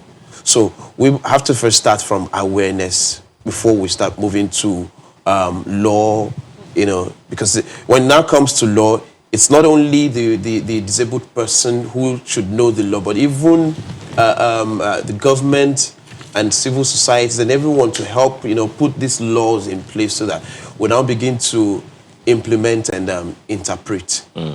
Well, talking about awareness, you're probably inferring education. David Okon is head education committee of the Nigeria Association for the Blind. I understand that he will be joining us via one of the virtual platforms, but he's not joined us yet. So, in terms of awareness, madam, that deficit is clearly there. Yes, for both the people who are able-bodied, as Mr. Gidegbe has said, and those themselves who are personally involved in this matter.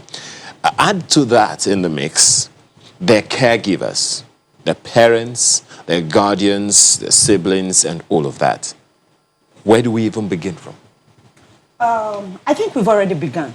Okay. And again, I would say thank you, Channels, for having us, because having these conversations is actually where awareness and education starts. Yes. I'm a caregiver, a parent of a child with disability, and I think it's just by learning your voice out there. The good thing that is happening is, I think COVID-19 has given us the opportunity to know that education, awareness creation goes beyond, you being physically present to be able to create that awareness that you need to create. So there are so many platforms where we can actually have conversations now. So you have social media, you have digital, you have technology.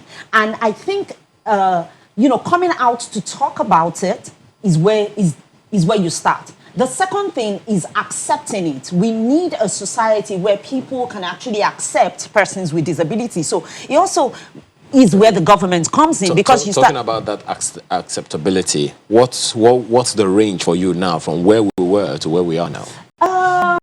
I would say 12 years ago when I got into this world of disability, and now I would say probably we've moved from 0 to about 3, 4. Where are we going? Where are we going? We want to get to 10. We want to get to a place, where persons with disabilities are accepted the way they are. Where I have a child with disabilities and I'm not keeping the child at home. And I'm not ashamed to say I have a child with disability, because all of this started culturally and,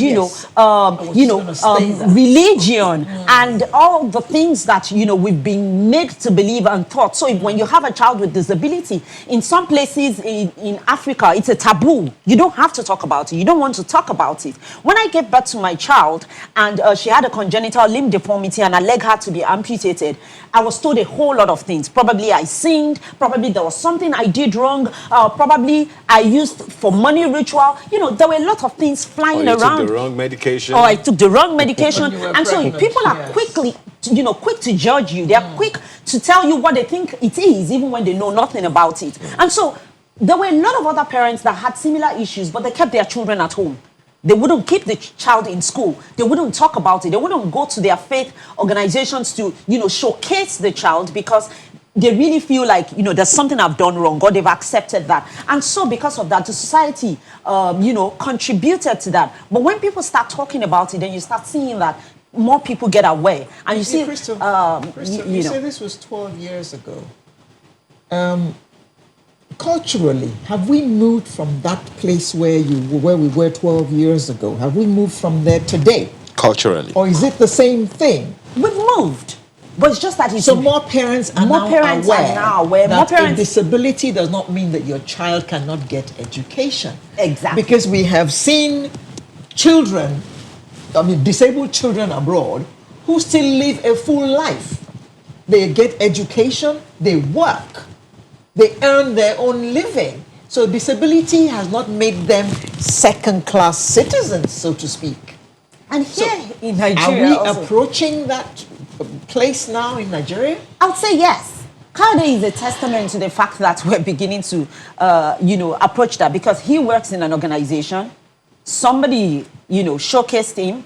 My daughter is an example. I mean, right now she's in the boarding house, and a lot of people are, why are you going to send her to the boarding house? How is she going to cope? What is going to happen? And I'm like, she rides a bicycle, and there are a lot of other kids that can't ride a bicycle. So yes, the awareness and, is beginning to happen. We're beginning to talk. And that's why I said we've moved from 0 to a place of 3, 4. But that's not where we want to be. That's encouraging, Crystal. But right now, we need to take a break.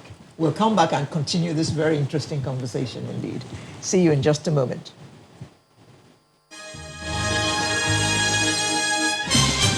Governor Disability Matters, Barrister. Gathered here at the Professor Dora Akunyili Women Development Center are the Joint National Association of Persons with Disabilities. They are gathered to commemorate the 2020 International Day for Persons with Disabilities. The day, which is observed globally by the United Nations General Assembly, is aimed at mobilizing support for critical issues related to them. This year's theme is tagged "Not All Disabilities Are Visible." When such, jobs are not provided to them, it discourages this graduate with disabilities who are just roaming the streets. In all the interventions regarding COVID-19 pandemic, there is need to take into consideration the needs of persons with disabilities and women with disabilities in particular. Also looked into at the gathering is the Media and Disability Etiquettes and the establishment of Disability Rights Commission. People with disabilities are human beings, so you should see us as not our disabilities. Do not use condescending terminologies like handicapped, physically challenged. we are taking a step towards the formation of the commission by establishing the implementation committee. And before the implementation committee assumes duty, Governor Willie Obiano is systematically implementing the provisions of the Disability Rights Law. The establishment of the Disability Rights Commission is crucial to the disability community as it will enable, enhance and enforce the provision of the available law.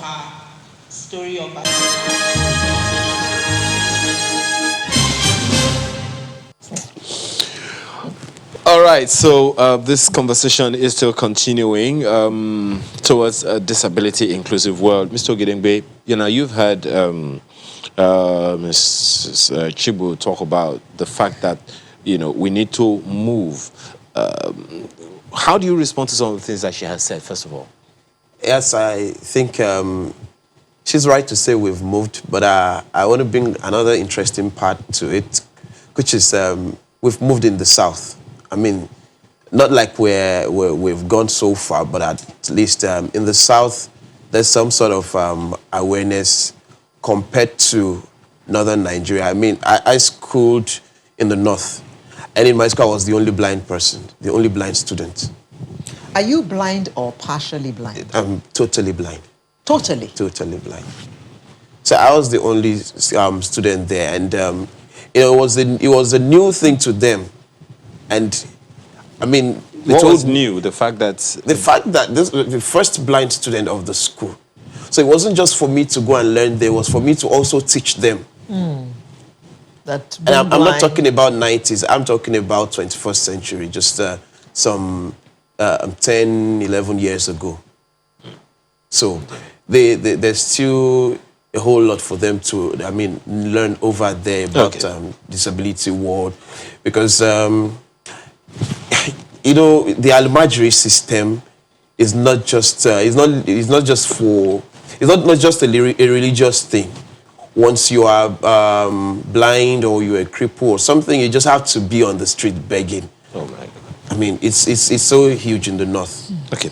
Let me bring in David Okon. He's the head of Education Committee, Nigeria Association of the Blind. Thank you for joining us this morning, Mr. Okon. So, talking about education, we have established here, and I hope you've been watching all the while, we've established that awareness is still a huge, huge challenge. What are you doing? What's your committee doing in the association to ensure that education goes around about what we're dealing with here? Thank you very much. And Nigeria Association of the Blind, we have put up a lot of advocacy, into serious advocacy to get people to educate persons with disabilities in general and the blind in particular, because we are, as the name says, Nigeria Association of the Blind. Yes, we know, the last speaker just said in the North, awareness is lacking. Yeah, I think the North is actually lagging behind. But that is because most people who do not really see education in some parts of the North as a priority. So when you are blind, it becomes worse. When you are a person with disability, it becomes worse because people don't see the reason why you should, when you could have gone to the streets to beg for arms and satisfied with that. But we are trying to change what it means to be blind.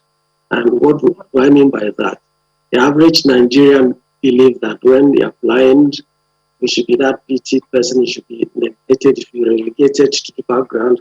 And we are saying no. And we believe that education is one of those key factors that will help us to change that narrative and will help us to make people know that we can contribute equally to the society, to our community, to our environment, and to the nation at large. So we are doing a lot of advocacy to parents, to communities, to the society, and most of all the government and private entities.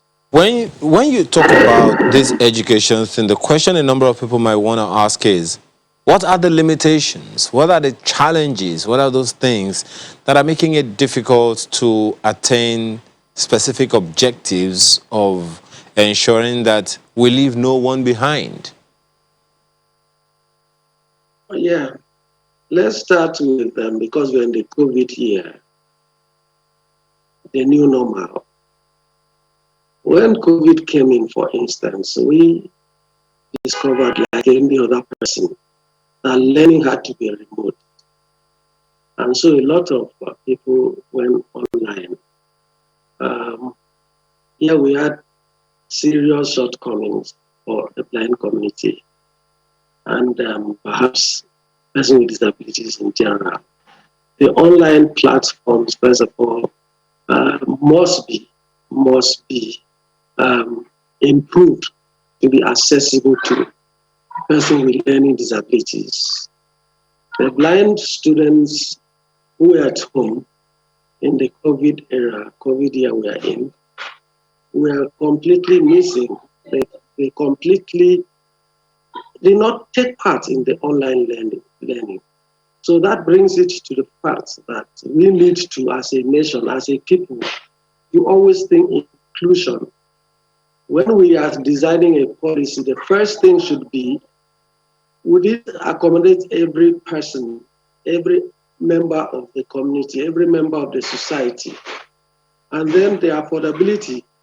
May I point it out that disability largely is associated with poverty, which means that a lot of people, I'm not saying all, because I'm misquoted, a lot of people who are disabled today may not have been disabled if they were from a more wealthier home background.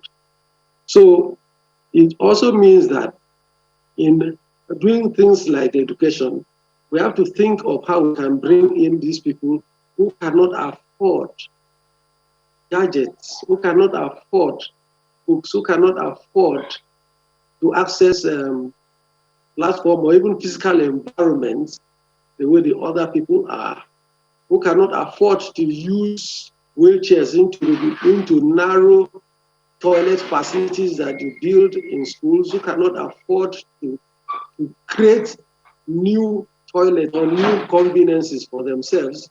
They must use the convenience that you have created. Therefore, you must think of inclusion in every aspect of this. And then bringing it down to the blind, which is what I've been working on in the last 2 years as the head of the education committee. We found out, for instance, that an average blind student is sitting down in the classroom without facilities, without textbooks in reading accessible format. And of course, nobody sometimes bothers to think, how is he going to learn? Just by friends reading to him or her. So we need to think inclusion in every aspect of education to include.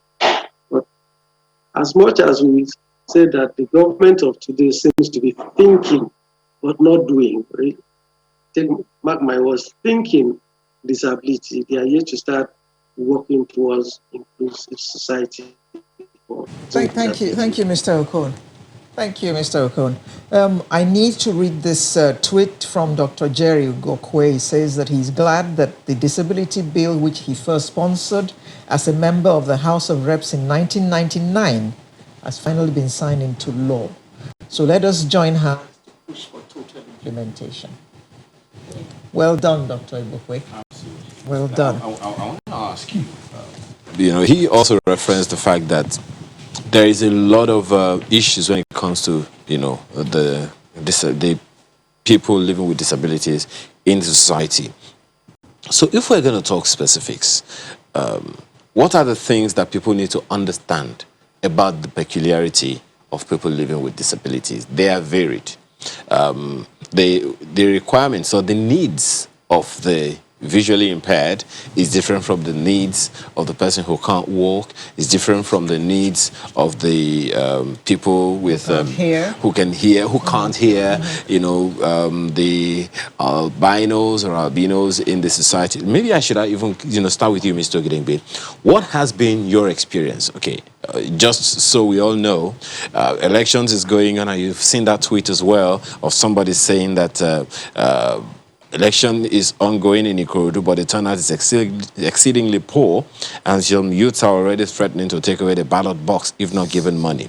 That one is there. But the question I want to ask you about that is, what has been your experience, Mr. Ogidengbe, in the society? What kind of help or not do you get? And talking about elections as well, what has been your experience, you know, going through that?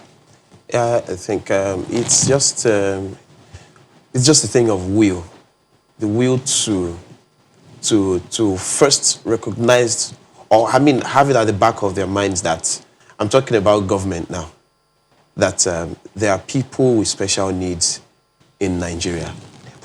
I mean, we don't need to. This is 21st century where you don't need to be reminded before you put things in place.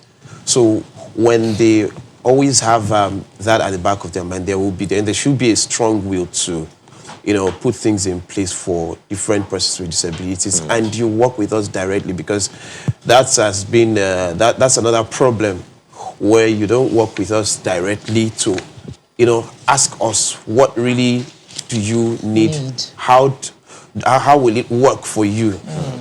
So there's still, I mean, that gap. So is that gap, the communication gap, working for you, not working with you? With us, you understand.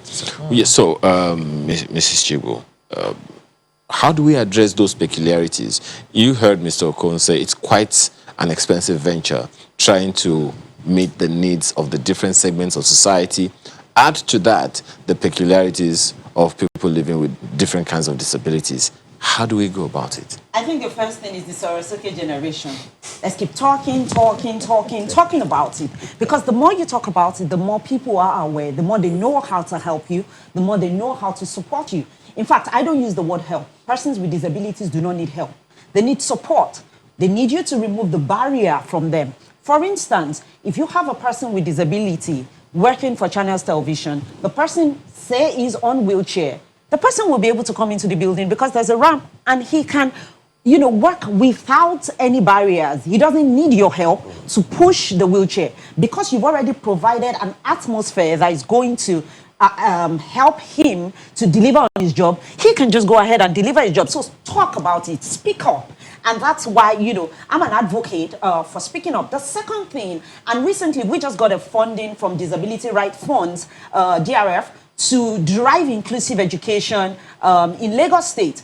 Yes, just like you said, there needs to be a will, not just the political will, of the people as you begin to know about it, to know how to ensure that you're including persons with disability. The truth is, if you work out a model that works with persons with disability, it will work for the people that do not have disability. So yes, it's a very expensive venture, but that needs to be put in place. Thirdly, I would say linked to the advocacy that is already happening should be an advocacy from the religious angle and the traditional rulers, as the case may be, because these are people that influence, behavioral change for the people that follow them. So they are great influencers. And finally, I would say we need help with the media, a lot more documentary, a lot more information out there to help not just persons with disability, but other people, the typical community also,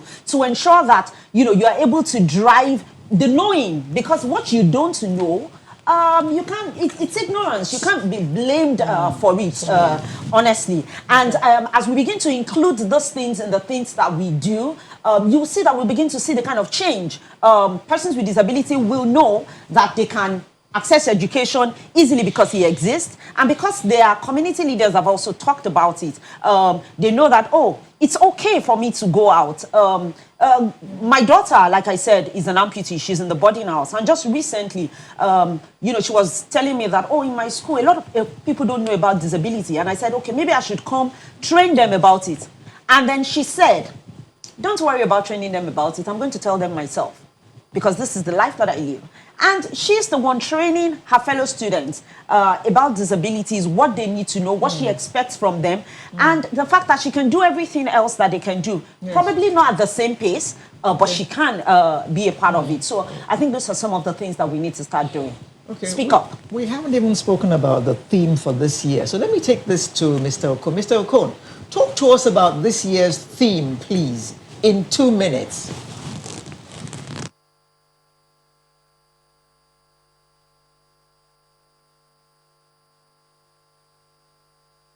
We can't have Mr. Okon right now because we don't have any audio from him. So let me quickly go to... Maybe his microphone is muted. Mr. Okon, if you can get someone to help you unmute your microphone there. Okay, I understand he's doing that now. So just go ahead, ask him the question again.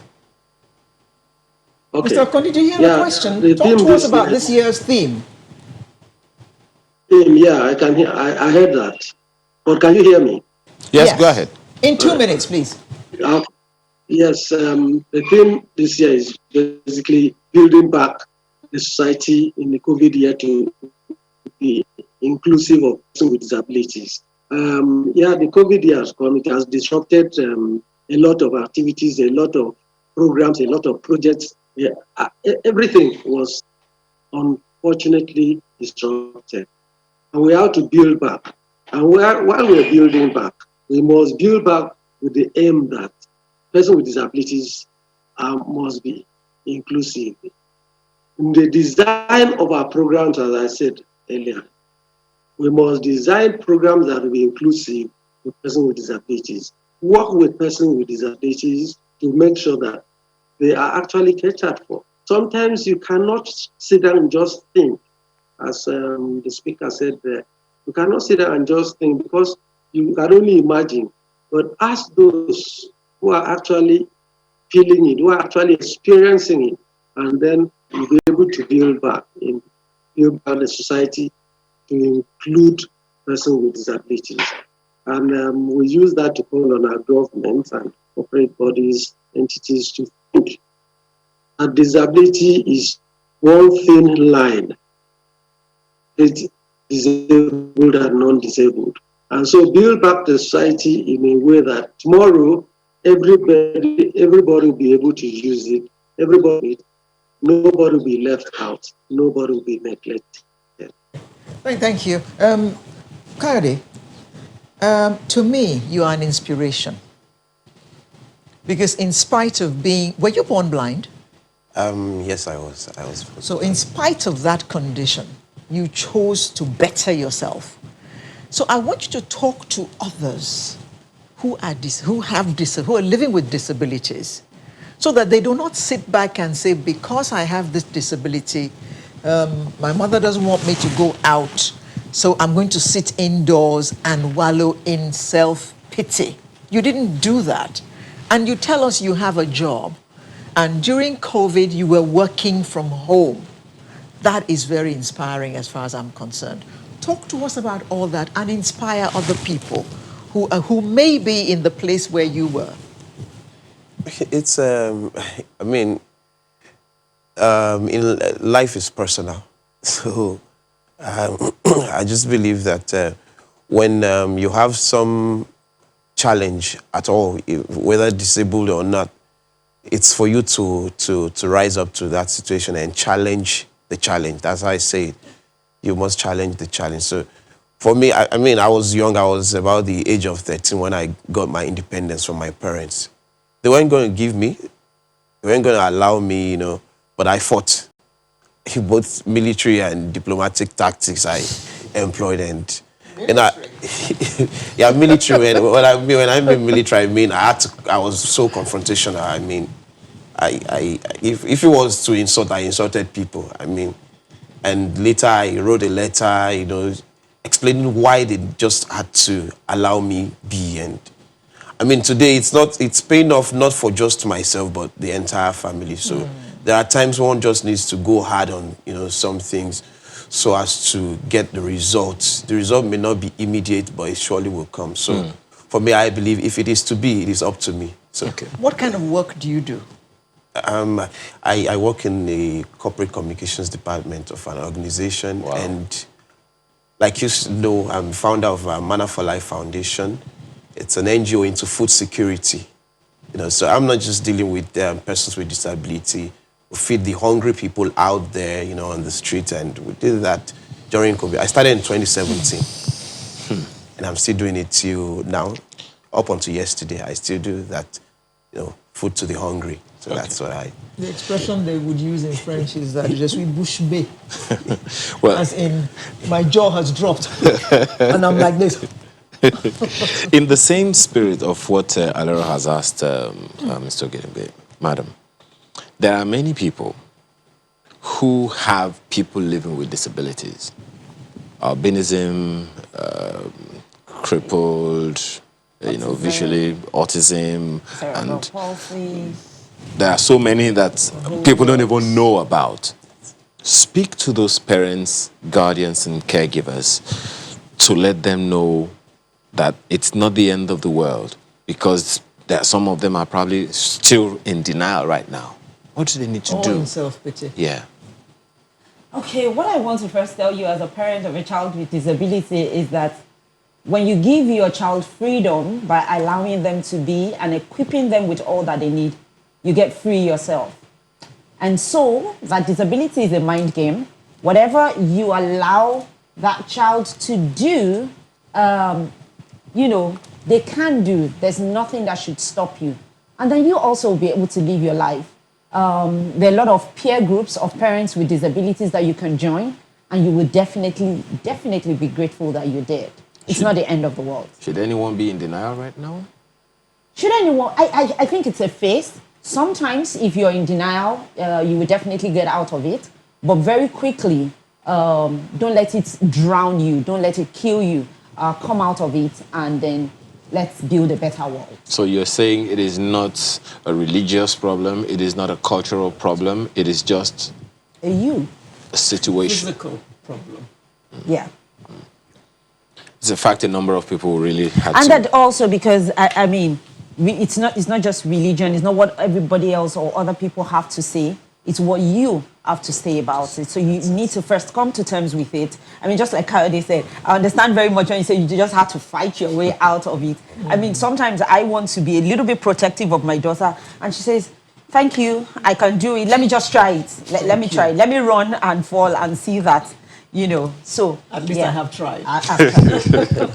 Well, I have to thank you all for being a part of this conversation. Crystal Chibu, Executive Director, Irede Foundation. David Ogedengbe, beg your pardon, Kayode Ogedengbe, founder, Manna for Life Foundation, and a communication expert. We didn't put that. David Okon is also Head Education Committee, Nigeria Association of the Blind. Ladies and gentlemen, thank you so much for your time and thoughts this morning. Thank you very much. Thank you. So we're back for one more thing or two. Just stay with us. Welcome back, and thank you for staying with us. Payment Protection Promise is Flutterwave's buyer protection policy. Now you know. It's all about protection, isn't it? Okay. The Payment Protection Promise exists to provide the guarantee that customers need to ensure that they continue to shop and pay with ease online while knowing that their payment is protected if they pay through Flutterwave. Okay. Right. Okay. I'm still trying to digest all of that, let it all sink in. So it's about paying online. Well, I don't know nothing about Flutterwave, but we have people who do. We have Dami Busari, who's Commercial Alliances over at Flutterwave. Good morning, Dami. Morning. Good to have you with us. And we also have Yewande Akomolafe Kalu, Head Branding and Storytelling. Good morning. Good morning. Good to have you. Good to be here. Thank you for joining us. Now, Flutter Wave, you're telling us about protection when we pay. What is Flutter Wave all about? Okay. I think I can go with that. We are a payments technology company. We allow individuals, businesses, and banks to be able to send and receive payments from anywhere in the world. We also have recently enabled a product called Flutterwave Store, which actually enables businesses to create a simple e-commerce storefront and sell online with no coding and no integration required. So if you are moving from an offline store or you want to expand your business offerings to have an online store, we have Flutterwave Store as well. But our core role and what we do and core mission is simplifying payments for endless possibilities. So we help businesses, individuals at every stage of growth to be able to send and receive money globally. Well, let me also take you up on something, Dami, before I come to you, Andy. Now, the challenge has been for so many people, I can count my money, and if I make a mistake, I can withdraw it. But when it comes to online payment, even if I make an error, it's gone. How are you addressing that challenge of people buying into paying online in the first place? Because while the CBN and others can say we have had an uptick in online activities, and of course Flutterwave has also had that, how do you address the fears of those who are still very, very skeptical? Thank you so much for that question. So that thinking is actually what drove the original decision to create a storefront, like my colleague Yewande said, but also really drove the thinking around the payment protection points. So the type of scenario that you just described is exactly what we find, where a lot of people are very hesitant and skeptical with making payments online, because we've all heard those stories of making a payment to a business and either getting the wrong item, not getting the item at all, or if there is a complaint, not being able to get accurate resolution. So normally, if there is an issue with your card payment, you would go to your bank and make a complaint to your bank and wait X number of days for a resolution, if a resolution does come through. With the payment protection promise, what we've done is collapse the entire complaint resolution promise down to 24 hours. So this means then that if you go online and you want to make a payment, we're all on Instagram, right? You go on Instagram, you see a store that you love what they're selling, and you want to pay, and you see the Flutterwave URL in their bio. You feel more confident to know that, one, this is a business that has been vetted, but even if you do have issues, you feel confident to know that if you reach out to Flutterwave and you make a complaint to say, I made a payment for this, I didn't get the value, or I made payment for X and I got Y in return, you know that Flutterwave is going to help you get your resolution and get your money back. Okay, now you need to tell me how it works. Because getting confidence of people in the fact that this will work for me irrespective of what, that's another thing entirely. People have had situations where they double pay, you know, for a product or a service, and before they resolve it, it takes a little while. There's internet downtime on their end, and they're not able to complete the payment. Sometimes they've been deducted, and then before you resolve the issue, just as you have said, you know, you're saying it's collapsing into 24 hours. So tell us just how this works, so people can be a little more confident in Flutterwave. So how it works is pretty simple. Today, if you do a payment or you see an alert that carries the word Flutterwave, if you go on our website, we have a disputes page. It's disputes.flutterwave.com. If you go on that website and you put your card details, it will show you all the transactions that have been authorized through Flutterwave, right? So once you go on that page, then you would see the transaction in question. Once you see the transaction in question, there is a little button there that allows you to make a claim, right? All you need to do is just fill out the details. It's a very simple form, it's about 3 or 4 fields. Fill out the details and you'll get a confirmation from us. And immediately we also send a notification to the merchant as well. And the merchant would either respond to us or you get your money back. But all of that process is started and completed within 24 hours. I would say that's what So they call. this also protects the merchants as well, because on the merchant side, there are instances of maybe a customer making a complaint through their bank and then coming through a company like Flutterwave. So essentially, if the issue is resolved in favor of the customer, then the merchant is out of pocket twice. But this process is also built into kind of augment the bank resolution process as well. So if a merchant does go through the Flutterwave resolution process and authorizes the refund to the customer cannot go back to their bank to make a claim on the same transaction.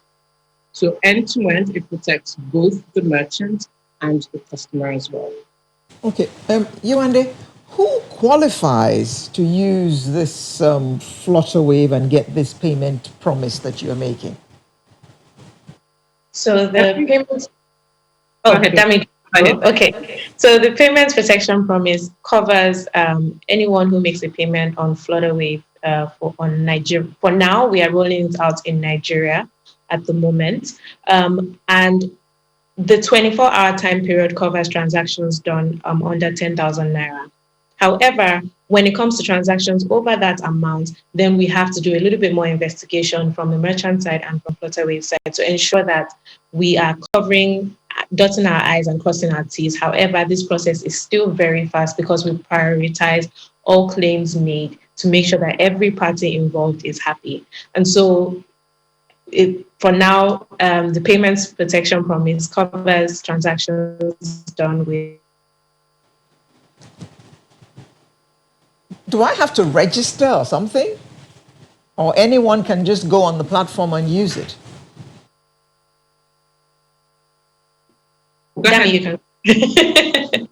Right. No, you don't have to register.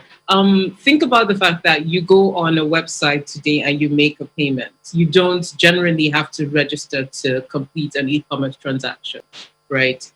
What this is doing is saying that as long as the processor, the payment gateway that was either on the merchant's website, on their mobile app, on their Instagram bio was Flutterwave, we already have a record of that transaction.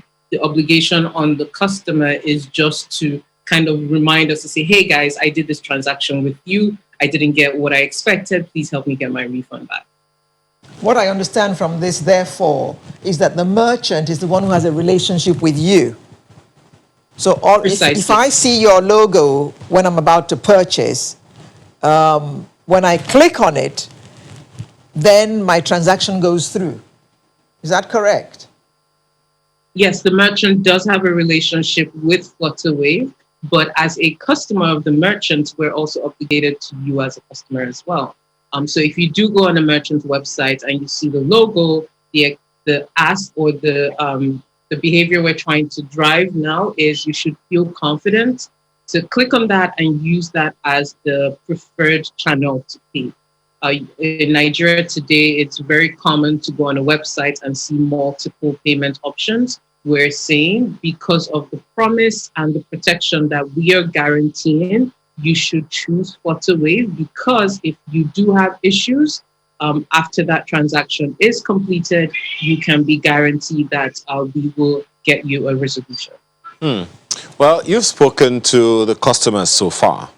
Now, there are probably a number of people, maybe Alero, also interested in being merchants here. What's the process? I mean, those ones will have to register, right? Yes, they would. And the registration process is pretty simple. All they need to do is go on the Flutterwave website. So that is flutterwave.com and register. The registration process takes anything from 2 to 3 minutes. And once they're registered, they upload their documents. They're able to immediately start collecting payments from customers. If here today, beg your pardon, Yowande is still there, how are you telling this story to people? Because to a large extent, you would agree with me that the word about Flutterwave is still very sparse out there. Yes, so we use every channel possible, including interviews like this, where we go into a lot of detail about what Flutterwave does. So to kind of elaborate a little bit more, the way Flutterwave works is that, like I mentioned earlier, we allow businesses to receive payments at every stage of growth, which means that some businesses don't have websites or they're freelancers, right? Like we have we're very much in the gig economy at the moment, and so we have freelancers that use Flutterwave to receive payments. So if you're a freelancer that offers services to people, you send invoices. We do have that as an option available. And the best part is that it is a legally binding invoice. You just generate it on your Flutterwave dashboard, send it to your customer, and they are able to make payments using Flutterwave, which means that their payment is also covered by our payments protection promise if you are a merchant in Nigeria.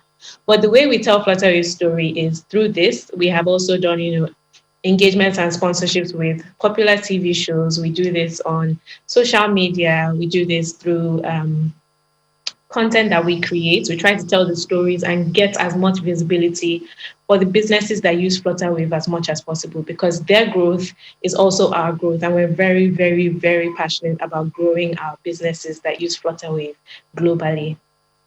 How far-reaching is the word out there about Flutterwave? I've seen that Dami, for instance, has quoted copiously your presence on Instagram. What's the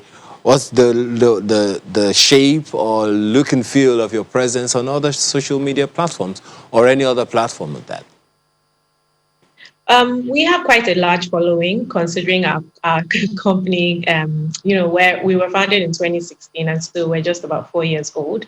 And we have quite a large following, which I think that even this year especially, because everyone kind of moved, most people moved online because of the pandemic, we saw a huge growth in our visibility, and we also doubled down on ensuring that we could get the word out there as much as possible. So we have quite a large following, but beyond that, we try to ensure that the strategic people and the strategic communities that need a solution like Flutterwave are aware that we exist. We also run a webinar on a twice monthly basis. It's called Grow My Business Webinar, where we partner with industry experts all over the world, and they come and share tips and information on how to grow businesses, especially small businesses, using digital tools or offline tools. As much as possible, we try to give these businesses in our community as much information as possible so that they can grow their businesses. Because like I said, their growth is our growth. But Dami, let me come back to you. We have had a very COVID year, if I can use that term. What has it been like over the past few months? What are some of the challenges that you have had to deal with as an organization? And what are the hopes of, getting more and more people on board Flutterwave? So we're a technology company. Yes, this has been an unprecedented year. We've all had to stay back at home. But one of the things that we kind of had going in our favor is the fact that from day one, the company was structured to support off-site, to support staff working off-site. So we have a remote work policy. So this means that even before the pandemic hit, people were already comfortable and had the tools to be able to work from locations not in the office. So even when we did have to go into lockdown globally, the company was able to continue working pretty much as normal. Now, in spite of that, of course, there has been a major impact to the businesses within our portfolio. So one of the things that we've done is, like Wendy said, create the Grow My Business workshops that tell businesses or provides information for businesses on how to grow their business in a digital space now. Another thing that we did was, like my colleague Wendy said, we actually launched the Flutter store during the pandemic. It was something that we had in our pipeline, but thanks to 2020, everyone's plans changed. And we immediately realized that it was very important for businesses to be able to start collecting payment from their customers. Primarily businesses that previously existed in the offline space, or businesses that existed through channels that they could not drive traffic to outside their community. So 2020 meant all of us went to stay back at home, and then we all got online. And once we got online, we started shopping online, right? We saw businesses, existing offline businesses in Nigeria, transition their entire e-commerce business online and start making payments, collecting payments from customers. We saw grocery stores start doing door-to-door deliveries. We saw different types of innovations in the space, and we then created the Flutter store. And the general idea for that was, if you have a business, you run an e-commerce store. Previously, you would upload your photos on Instagram. Previously, you would send photos to people on your WhatsApp. Now, you can create a store. And more importantly, because you want to get visibility from people outside your ecosystem, because the store comes with a valid URL, you can actually direct ads to the store. And that is something interesting that we've seen with so many small businesses. So leveraging on the information and tips they're getting from the Grow My Business webinars, Thank you they are very creating. much. I'm sure you could go on for the next hour. We've run completely out of time. All we can do now is wish you all the luck in the world, because right now we see that more people are shopping online, so more people are going to be needing your services. So prepare for the onslaught. Dami Busari, Commercial Alliances over at Flutterwave, as well as Yewande Akomolafe Kalu, Head Branding and Storytelling. Both of them joined us virtually. Good luck, both of you. So Sunrise will be right back with the home stretch.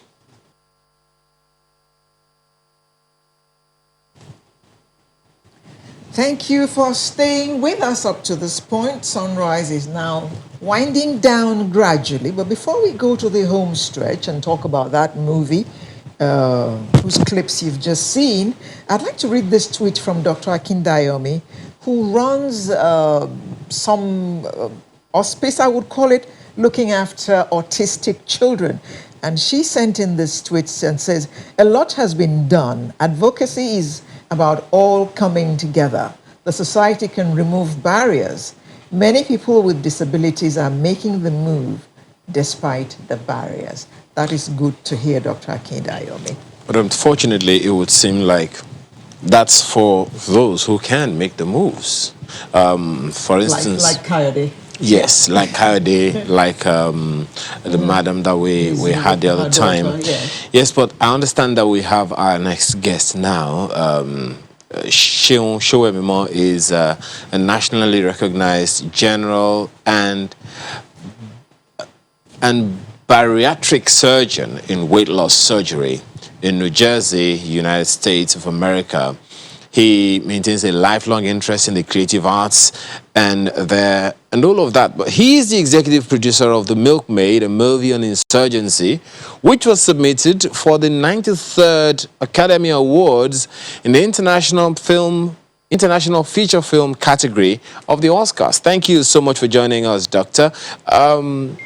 First of all, one would have expected that you want to take up a movie on surgery, or like the kind that we had, about which featured Will Smith. Why insurgency? Yes. First of all, thank you for having me. The subject matter is one that is topical today. not only just in itself, but in the human aspect in terms of how it affects women and girls. So seeing that and knowing how movies can impact these sort of situations, I thought that it was a good thing to get involved. I remember how Michelle Obama just holding up a sign actually affected the engagement on the Chibok girls. So I thought this was a worthy cause to get involved in. About your love of the arts. After all, you're a surgeon. What time do you have to get involved in the arts? Well, in my spare time, from even high school, I've always been artistically inclined. And even as a surgeon, I work in sort of an aesthetic fashion. My father as well is a plastic surgeon. I like to draw diagrams for my patients, and I love watching movies, especially movies that have some sense to it. I love documentaries. You know, I'm an old soul that believes that even entertainment can be educative. You can have what we call edutainment. So art is a mirror of society. It gives people a deep perspective into issues in a medium that they can relate to, in a medium that they can understand. It allows you to walk in other people's shoes. So I do find time in my spare time to go through Netflix, watch documentaries, things that interest me, movies that have a lot of sense, that I gain something and learn something from. Oh, by the way, congratulations on your movie being not nominated, being presented for an Oscar. How optimistic are you? How well do you think this movie is going to do? Well, first of all, the movie has the technical chops to go all the way at the Oscars. This is a fit-for-purpose movie. Because what we looked at are the kind of movies that do well at the Oscars, and looked at the technical aspects of those movies. We looked at, for instance, the kind of camera that has won the cinematography over the last 7 years, the Arri Alexa Mini, and we actually brought that into the country to film this movie. So we paid attention to details like that. You know, the score of the movie really sets the rhythm for the movie. So we know that our movie has the technical chops. What is left is for Nigeria to come behind this movie, because there's lobbying that needs to be done once your movie gets to this stage. And once you do that lobby and your movie also has a narrative that people can relate to. I already spoke to you about the issue of the girls, the insurgency affecting women and girls. That is a narrative that has already been tested, as I mentioned, by Michelle Obama. So once we have that narrative and we bring together, a good campaign, I think we stand as good a chance as anybody else. Well, Dr. Showemimo, it would seem like Nigeria has, to an extent, come behind it, because the Nigerian Official Selection Committee has announced the selection of Milkmaid as the one to represent us at the 93rd Academy Awards in the International Feature Film category. And we just want to say all the best, to you and to the entire team that worked with you on this project. Sincerely, would have loved to have more time. But thank you so much for your time, Dr. Showemimo, for talking to us today.